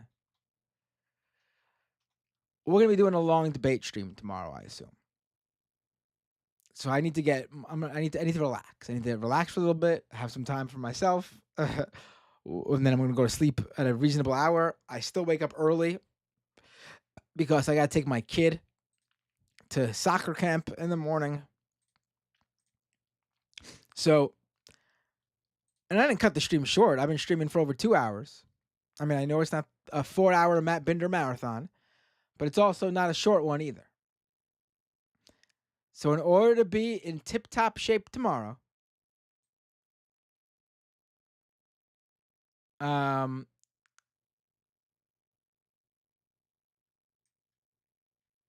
I am going to wrap it up.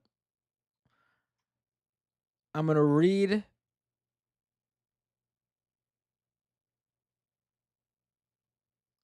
I'm going to read the super chats. Let's get to those super chats. Where are they? I lost my window.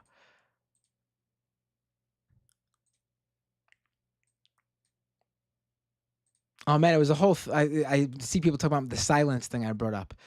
It was a whole thing. On the when I was up there on the stream, a bunch of people were like, "Oh man!" I was on a panel with a bunch of people who were a bunch of streamers who were up there for the Bowman event. Again, it was not an event organized with Bowman in the campaign. It was a separate thing. But I was up there and we were doing a stream during downtime. And it was a panel, and it got like I don't know. Maybe people aren't used to doing live events, or I talk too much and am used to doing live events. But one thing you don't want during a live event is silence. I mean, obviously, if it's like a theatrical play or something, and it's part of the story, then of course. But that's not what this is. You don't want weird silence, and you don't want that with radio either. Honestly, I mean, the internet has sort of made things a little bit more open and however you want to do it. But I still come from that world, and it drives me wild when there are long silences. I don't like it. It's not. It seems wrong, and I have a lot to say. So I use those silences to talk. And apparently, I was talking too much on the panel. I wasn't letting anyone else talk. But I knew a lot about what was going on in the race, and so I was sharing that information. It wasn't like I was like just talking out my ass. Uh, what do you want from me? So tomorrow, majority report, usual time. I'll be on, and then we're gonna do. We are not gonna be on YouTube and Twitch tomorrow. I'm sorry. We don't want to push it with CNN, who has made it clear they're going to be not letting streamers stream. We are going to take Elon Musk up on his word, and we'll test that and see. He has already said, Elon Musk has already said, he thinks anyone should be able to watch presidential debates however they want. So X will be ignoring any DMCA requests to take the stream down. Hey, it's a broken clock situation, folks. Elon Musk is right here. When we're talking about political events, especially presidential debates, that should be public domain. That should be fair use, and people should be allowed to consume it any which way possible with commentary too. So we're going to hold him up on that. Um, we are going to stream on Twitter tomorrow. And I'm gonna make a big deal about it. I'm gonna try to get him to promote it. I'm gonna like really play up how like some of the biggest leftist YouTube streamers have taken Elon Musk up on his offer. Elon, will you share this? I'm really gonna play it up. I'm gonna play it up. I'm like, I've been one of Elon Musk's biggest critics, but on this, he's right. Here's the link, Elon. Share it. I'm gonna really, dig it in. I'm gonna really dig it in there. No, CNN's already said they're gonna be brutal about this one. Cigar, whatever his name is, Sagar, whatever, the guy from Breaking Points, the Crystal Ball's co-host. He shared an email he got from CNN saying they will not allow streamers to stream it, and the networks that they're letting air it. 'Cause this is CNN's own the presidential debate. They're letting other networks share it, but with lots of rules and regulations they must listen to. There must be the CNN insignia on the screen at all times, even if you're PBS, ABC, NBC, whatever. And they cannot have their own commentators during the debate. They could provide pre-debate coverage and post-debate coverage. They are not allowed to have anyone but CNN's hosts cover the debate, and they have to agree to that. So even if they let us stream it, we couldn't do what we usually do.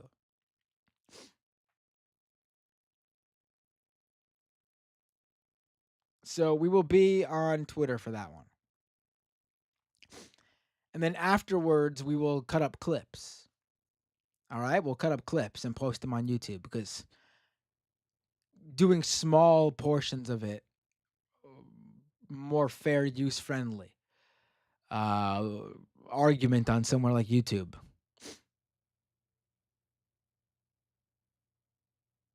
So, hey, if Elon's going to bite the bullet for us here, I mean, it's not like he's not going to get punished. If CNN wants to, it's up to Twitter to abide by those DMCA takedowns.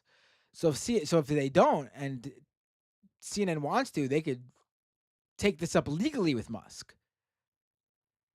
And hey, if he's going to bite that bullet so we can do our stream, then we're going to take advantage of it.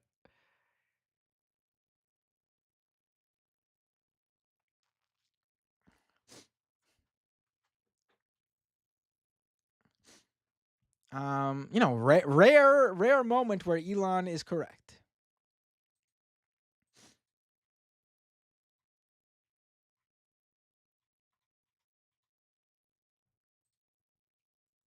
But he is. On this one.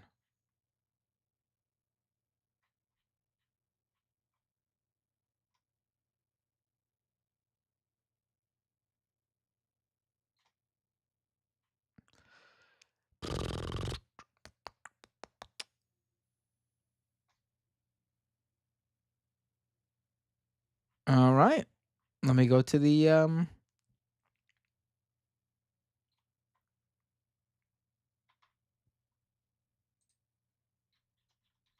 Oh shit. The Mets beat the Yankees? Nice. Nice. After that sad moment where the Panthers beat the Oilers. Ugh. I don't know what happened there. Oilers with the big comeback after the Trump curse, but I guess the Panthers were able to break the Trump curse.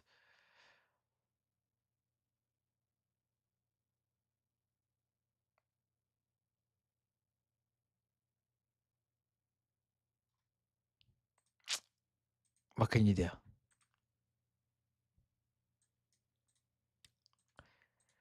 Oh, I didn't show the pictures of my son. All right, let's do that. And then that's a fun way to end the show. I would show the video, but I don't want to air video of the Copa America on here, even if it's not even the gameplay. I don't want to push it. Talk about copyright takedowns.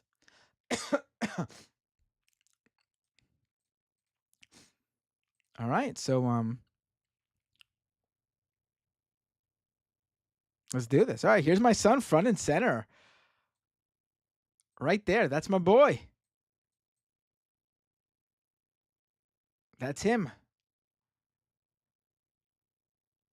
Standing right there in front. Not the tall guy. That's the Chilean soccer player. It's my son right there, front and center on TV for the official Copa America stream. And then we got what else? We got this clip here, him walking to the lineup for the anthems. He's on the right side there.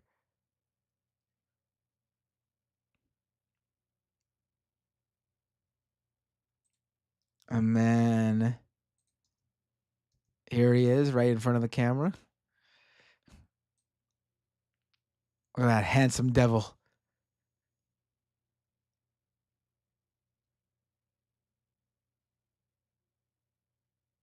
And then we got the big wide shot of everybody. Where is it?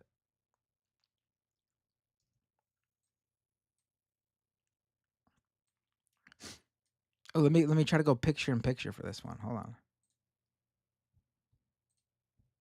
on. Where's my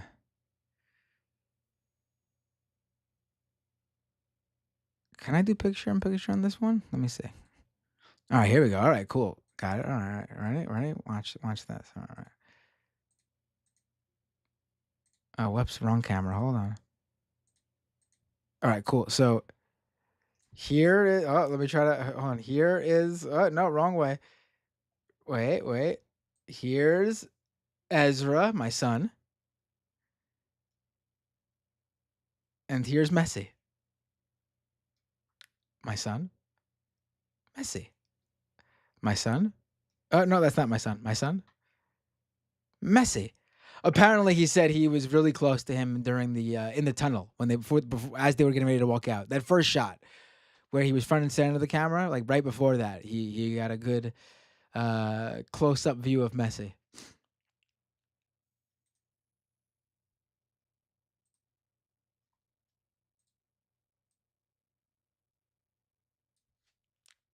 Uh,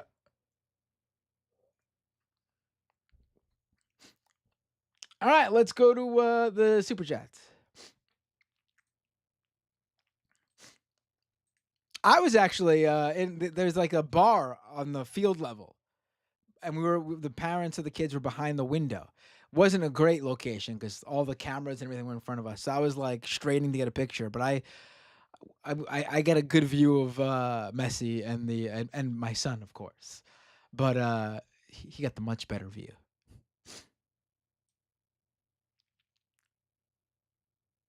My son Messi, yes, Messi, Lionel Messi is my son. He's my son. He is 1 year younger than me. I just I was a very young parent. I don't know. All right, where is my YouTube window so I could do these super chats? Look at me. I said, "Oh yeah, short show," and I've done an extra half an hour. All right, here we go. Once again, the Emo Dragon, thank you so much for becoming a patron at patreon.com/MattBinder. If you become a patron, I will shout you out. You still have a chance. Thank you to let's see here. Kutch621, subscribe with Prime over on Twitch. One Great Earth, resubscribe with Prime, subscriber for 6 months. Thank you for the updates. Thank you so much, One Great Earth. Once again, thank you to Dylan Burns. And I missed this Humanist Report with the raid on Twitch. Thank you so much, both of you. Copper Bovine, subscribe with Prime. Thank you so much, Copper Bovine. And Rude Dog 2525, resubscribe with Prime. Subscribed for 18 months. A year and a half officially. Thank you so much, Rude Dog. Keep up the good work, Matt. Thank you, Rude Dog. Man, I lost like 30 subscribers on Twitch too. What the hell is going on? Did people just forget to renew their Prime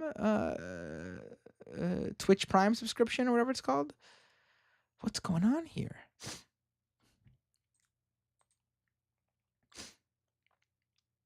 Looney Tunes 9000 resubscribed for 1 month to tier 1. Subscriber for 6 months. Thank you so much, Looney Tunes. And you started a hype train over on Twitch. Thank you. That's awesome.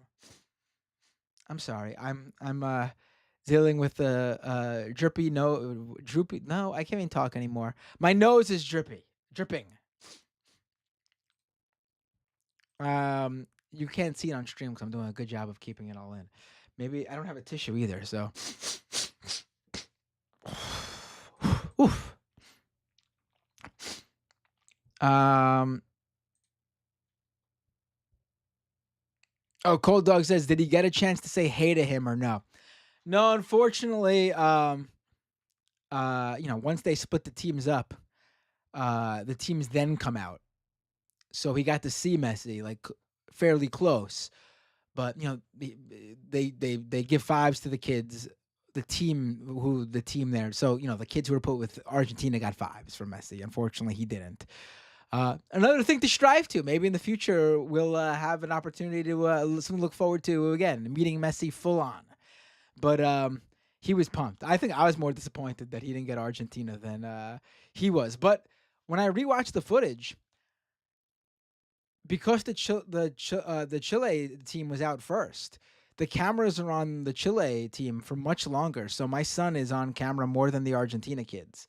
And furthermore, when they're doing the anthem, there were a lot of moments where they show the whole Chile team and you see Ezra. But then when they show the Argentina team, there's a lot more moments when they're doing close-ups because Argentina is full of superstar players. So the kids on Argentina actually didn't get as much camera time as Chile. And because of where we were, I didn't get that many pictures or really that many good pictures even of him out there from where I was. So if he wasn't caught on camera, I would have like no pictures of his experience. So at the end of the day, I think it worked out. And he didn't care. He was just happy to be out there. So I'll take it. It was a win.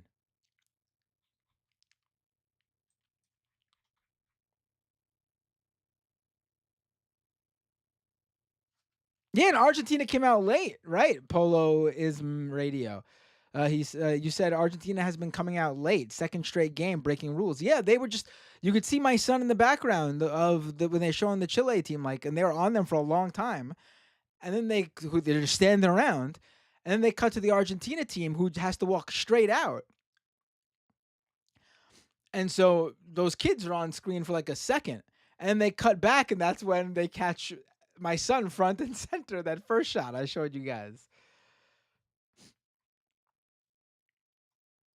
A Magaconda says Mbappe over Messi. I mean, at the end of the day, he might be. Mbappe has many, many, many, many more years to go. I mean, if France won the World Cup finals last time around, I mean, I would say it was almost a sure thing that Mbappe was going to tie Pele's World Cup win record. It's still possible. France is that good and Mbappe is that good, but it's I would say before if they won before, it was definite. He's only in like his early to mid 20s, right? He's like 24 or something, 25. How old is Mbappe? He's 25. Yeah, he's got at least 2 more World Cups in him.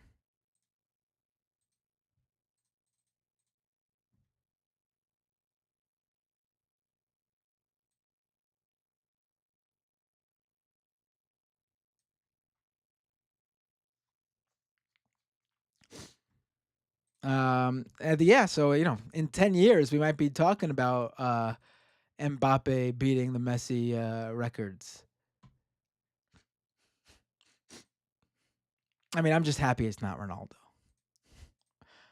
I'm so glad Messi got that World Cup win. If nothing more than to make it definitive that I know there's still arguments because Ronaldo still has specific records over Messi, but I think the World Cup win cements it.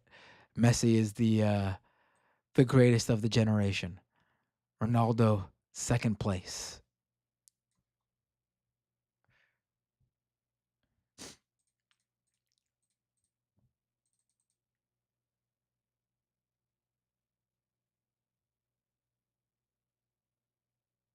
Mm.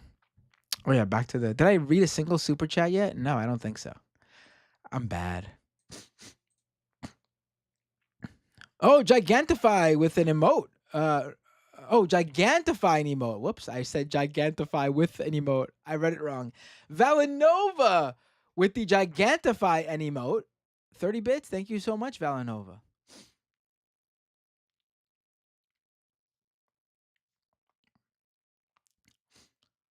Poloism Radio says Ronaldo's a better player than Messi. I would say Ronaldo might be, you could argue Ronaldo's the better athlete, but I think Messi's the better soccer player.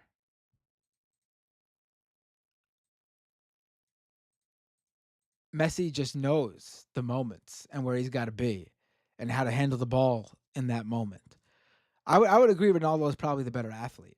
I would actually not even say probably.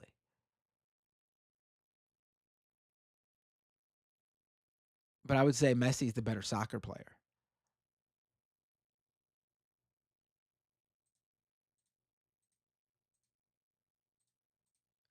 My son is in that sort of position with most of the kids on his team. There are kids on his team who are the better athletes, for sure. But he has a mind for the game that the other kids on the team don't have. If he was a little bit more conditioned, he would be really good. He is really good, but he'd be really really good. But he knows where he's got to be, and he knows where he has to be based on the play. He just understands it. That's the hardest part. That's the biggest like hurdle with some kids as a soccer coach for kids who are in third and fourth grade. Um, they need to know where they got to be. It's no more just everyone running for the ball. You now have to play your position. And a lot of kids don't know where they need to be based on where the ball is or who has the ball.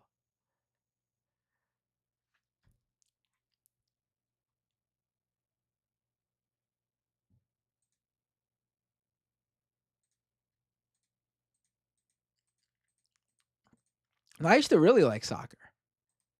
And then I became a punk.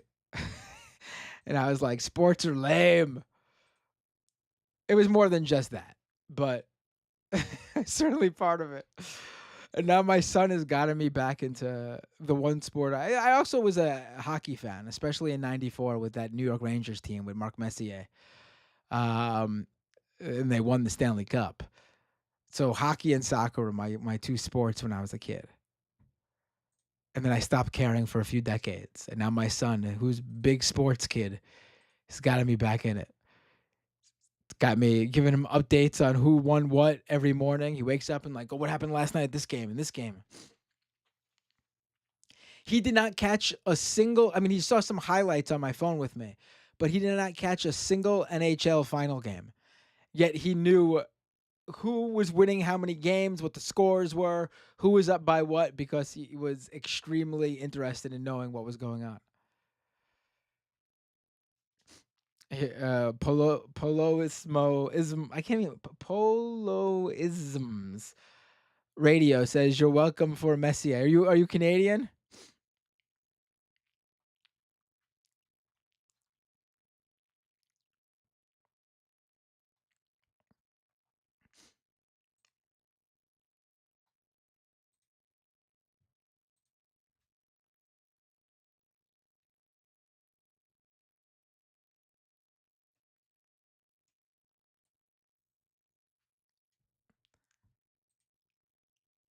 I gotta say, that was my first non MLS soccer game I think I've ever gone to yesterday. The Argentina versus Chile game. And it's the same sort of experience as a wrestling fan where like don't get me wrong, the talent in the game was amazing, like clear difference. But like I guess you could say that to some extent for like the WWE. But like W is so big that it's about the spectacle and the event itself, and just like the atmosphere. But then going to an MLS game at like Yankee Stadium or City Field to see NYCFC is the same as like going to like a small like indie federation, like an indie company wrestling show where like you're close to the action, you feel like you're a part of it. Like it was a totally different thing. Part of me almost enjoys MLS more.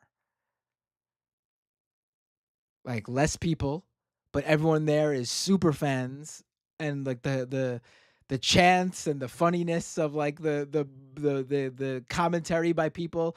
You could not tell what a single. You could only hear chants as they broke out. You couldn't hear like a single piece of commentary from someone yelling something out at MetLife Stadium.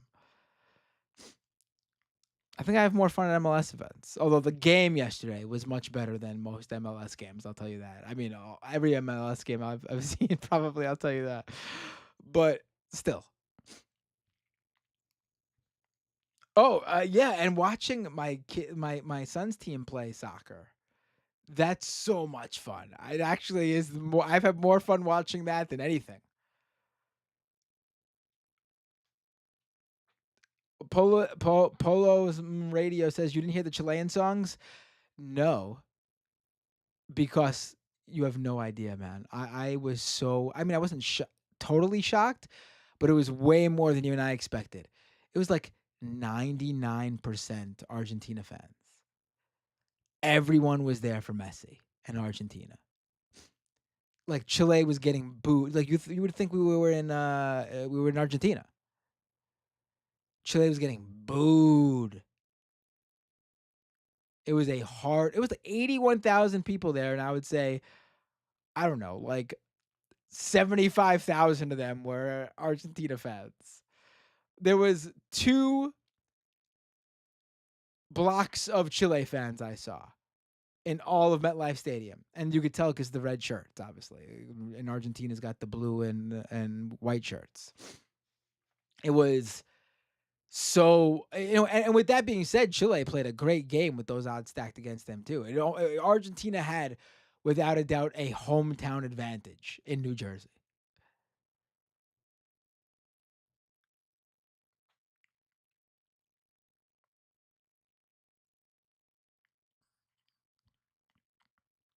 I will always call it soccer because it is football. And if I was anywhere else, I would call it that. But in the U.S., I want no mistake about it. We're not talking American football. We're talking soccer. So I call it soccer.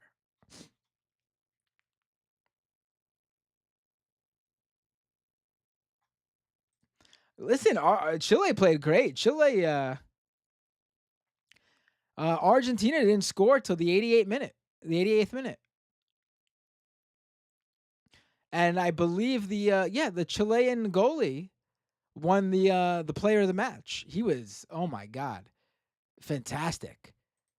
The saves he was doing were amazing. Like it wasn't like Argentina wasn't getting shots on goal. And that shot they did get, luck.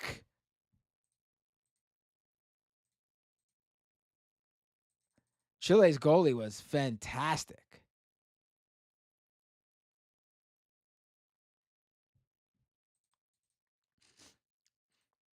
I hope they make it. Well, Peru is also in the same group, and I would like Peru to make it, but I don't think Peru's going to make it because Peru lost to Canada, and that's not good because that was Canada's first ever win at a Copa America.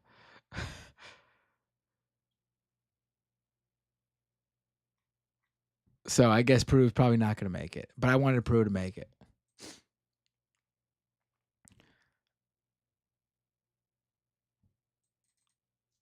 What are we at with the standings? Oh, Peru's in last. No, they're not making it. Peru needs to win one, and their next is against Argentina. No, sorry, Peru, you're out. That sucks.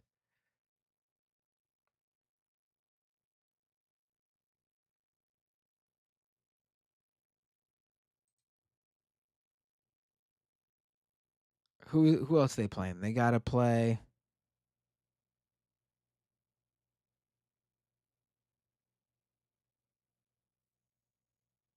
They play Argentina on Saturday. It's not happening. Sorry, Peru.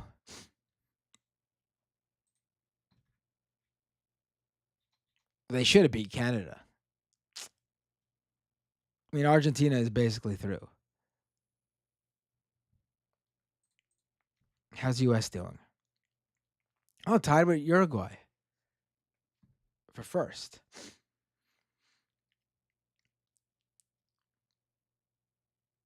Venezuela basically made it.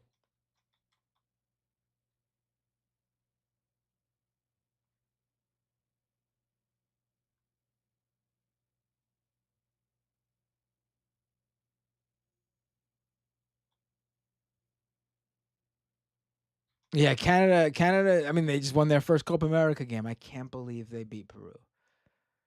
Come on, Peru. Unbelievable.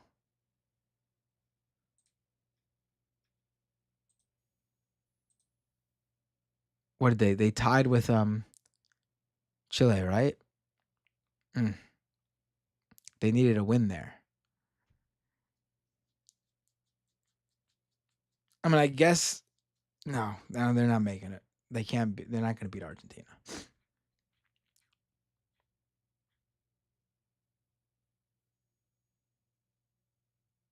All right, let's go to the super chats. I forgot. I'm not gonna do 3 hours tonight. 4 hours tonight, guys. What time is it? 2.5 hours. Unbelievable. All right, super chat time. Uh, Jeffrey Barros. Sorry. I have a lot of smoke for leftists trying to use the Bowman race, which they were against him already, as a way to get out of electoral politics. I don't know any leftists who are against him other than like people who aren't involved in electoral politics to begin with. Bay Photo with the super chat. The fire alarm being number one among so many voters is just peak American. Really embodies our priorities and lack of seriousness as an electorate. Yeah. Creflo $50 with a super chat. Hey, Binder, according to Steve Kornacki, Bowman ran unopposed in 2022 primary and won his general race that year by 10 points. And here in New Jersey, I saw lots of Latimer ads, but no Bowman ads. Yeah, I mean, airing stuff in New York is expensive to begin with. So, Renee with the super chat. Coup frustrated in Bolivia. Some on the left claim it was an auto coup like Erdogan. Oh, yeah, the coup in Bolivia, they got shut down today. That was quick and good. It was quick. They learned from 5 years ago, I guess, how to they were ready for anything.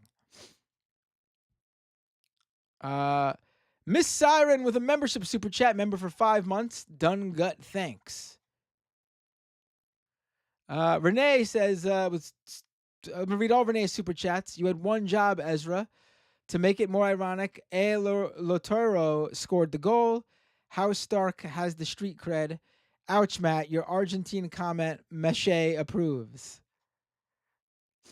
Those were a couple of super chats from Renee. Kowalski with a $10 super chat. I want RFK to enter the debate like a WWE surprise guest and immediately take a folding chair to Trump, who loses the wig before Secret Service drags him out of there. Biden just stands confused. I'd like him to take a swing at Biden too. Joking. All right. T King with a super chat. By the way, Binder, all the recent videos got good views. They did. Thank you. Tylee Meow Lala with a super chat. Just a super chat, no comment. Thank you. Wanda with a super chat. You did a great job interviewing content creators at Progressive Victory, and it was great to see collaborations with other YouTube streamers. Thank you, Wanda. Yeah, I know. I mean, I know some people had issue with people I spoke with there. I mean, I honestly, I don't know. I don't know. I didn't put the event together. I was there for Jamal Bowman. While people were there, I talked to them. You know, I don't I learned something about someone brought up something about someone who I knew nothing about before I met them there.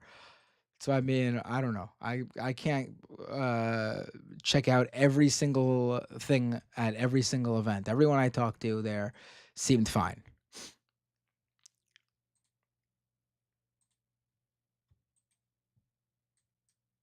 and they brought out people.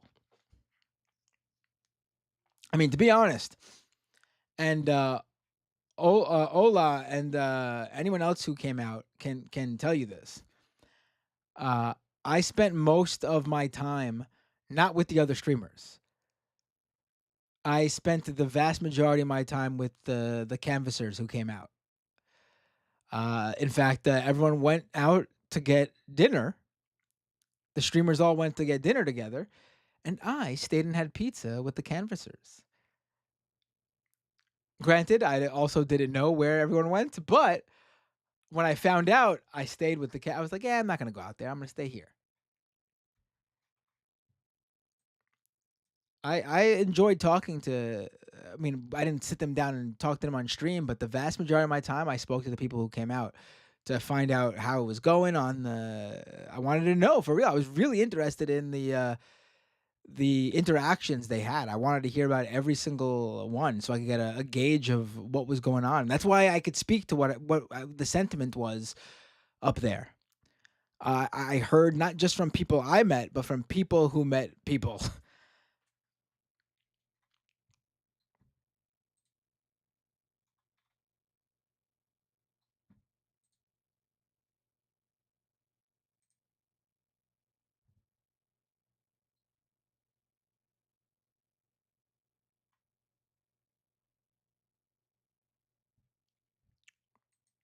I didn't even know who J Reg was, honestly, or Dreg or Greg. He goes by all those names. I honestly did not even know him, and he was one of the many I did was not familiar with. He's got 500,000 subscribers on YouTube. I am that out of touch. I'm an old man, guys. People forget I'm not one of these young. I knew Ari. I got to meet Ariana Jasmine. That was great. That was really nice to meet Ariana. I've rated her Twitch before. She's been on Leftist Mafia. I think she's great. She's about what 10 years younger than me, and she's like big on TikTok and Instagram. She got like hundreds of thousands of followers on TikTok and Instagram. I'm totally divorced from that world. Although I will say it again, and I really need to do it. I really should be on TikTok. I'm missing an audience that would be receptive to my. From what I've been told, there's an audience there for my content.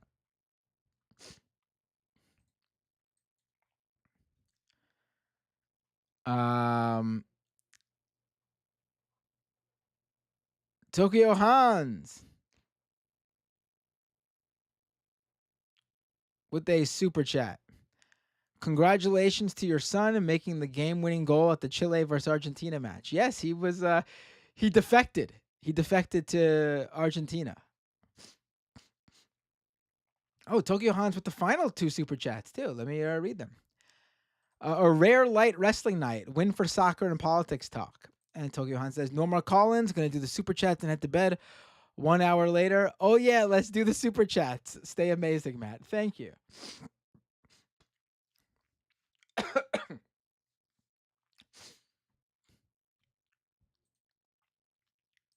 All right, folks. I'm now officially.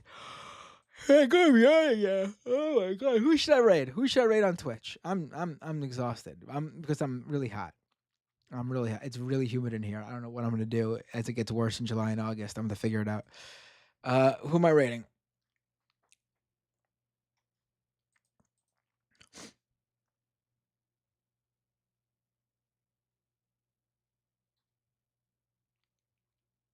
Wait, Wanda, where did Riverboat Jack talk about meeting me in person? Did she talk about me on a stream? Oh, I want to see her say nice things about me.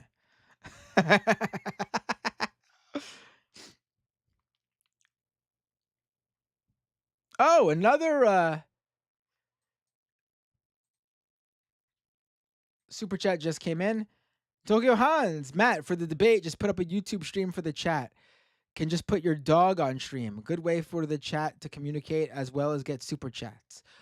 What we're gonna do is the debate stream will be on Twitter, and then we will go live on YouTube and Twitch for the post debate stream.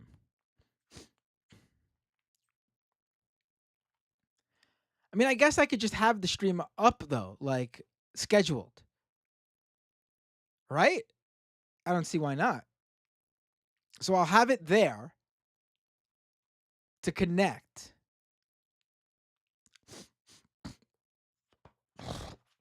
Oh man, excuse me. I had to clear my throat.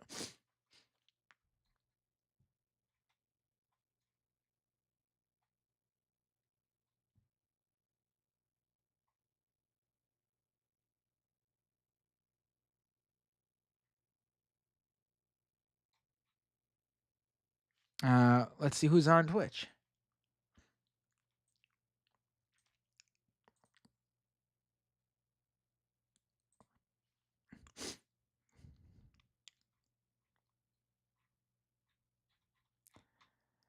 Um,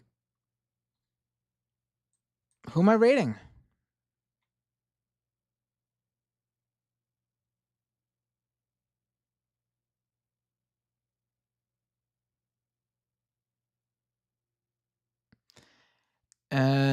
Adrian Vixen. I see someone say Adrian Vixen.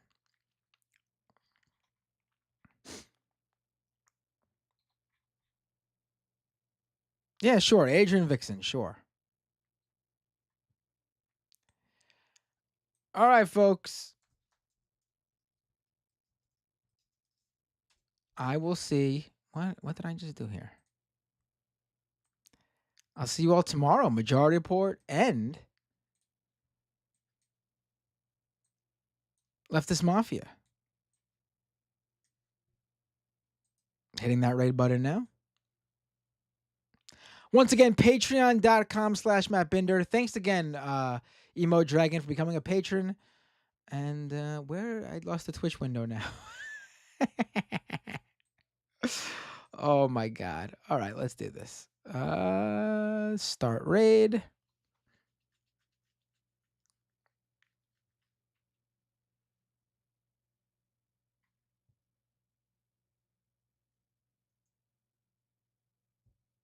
All right, see y'all tomorrow.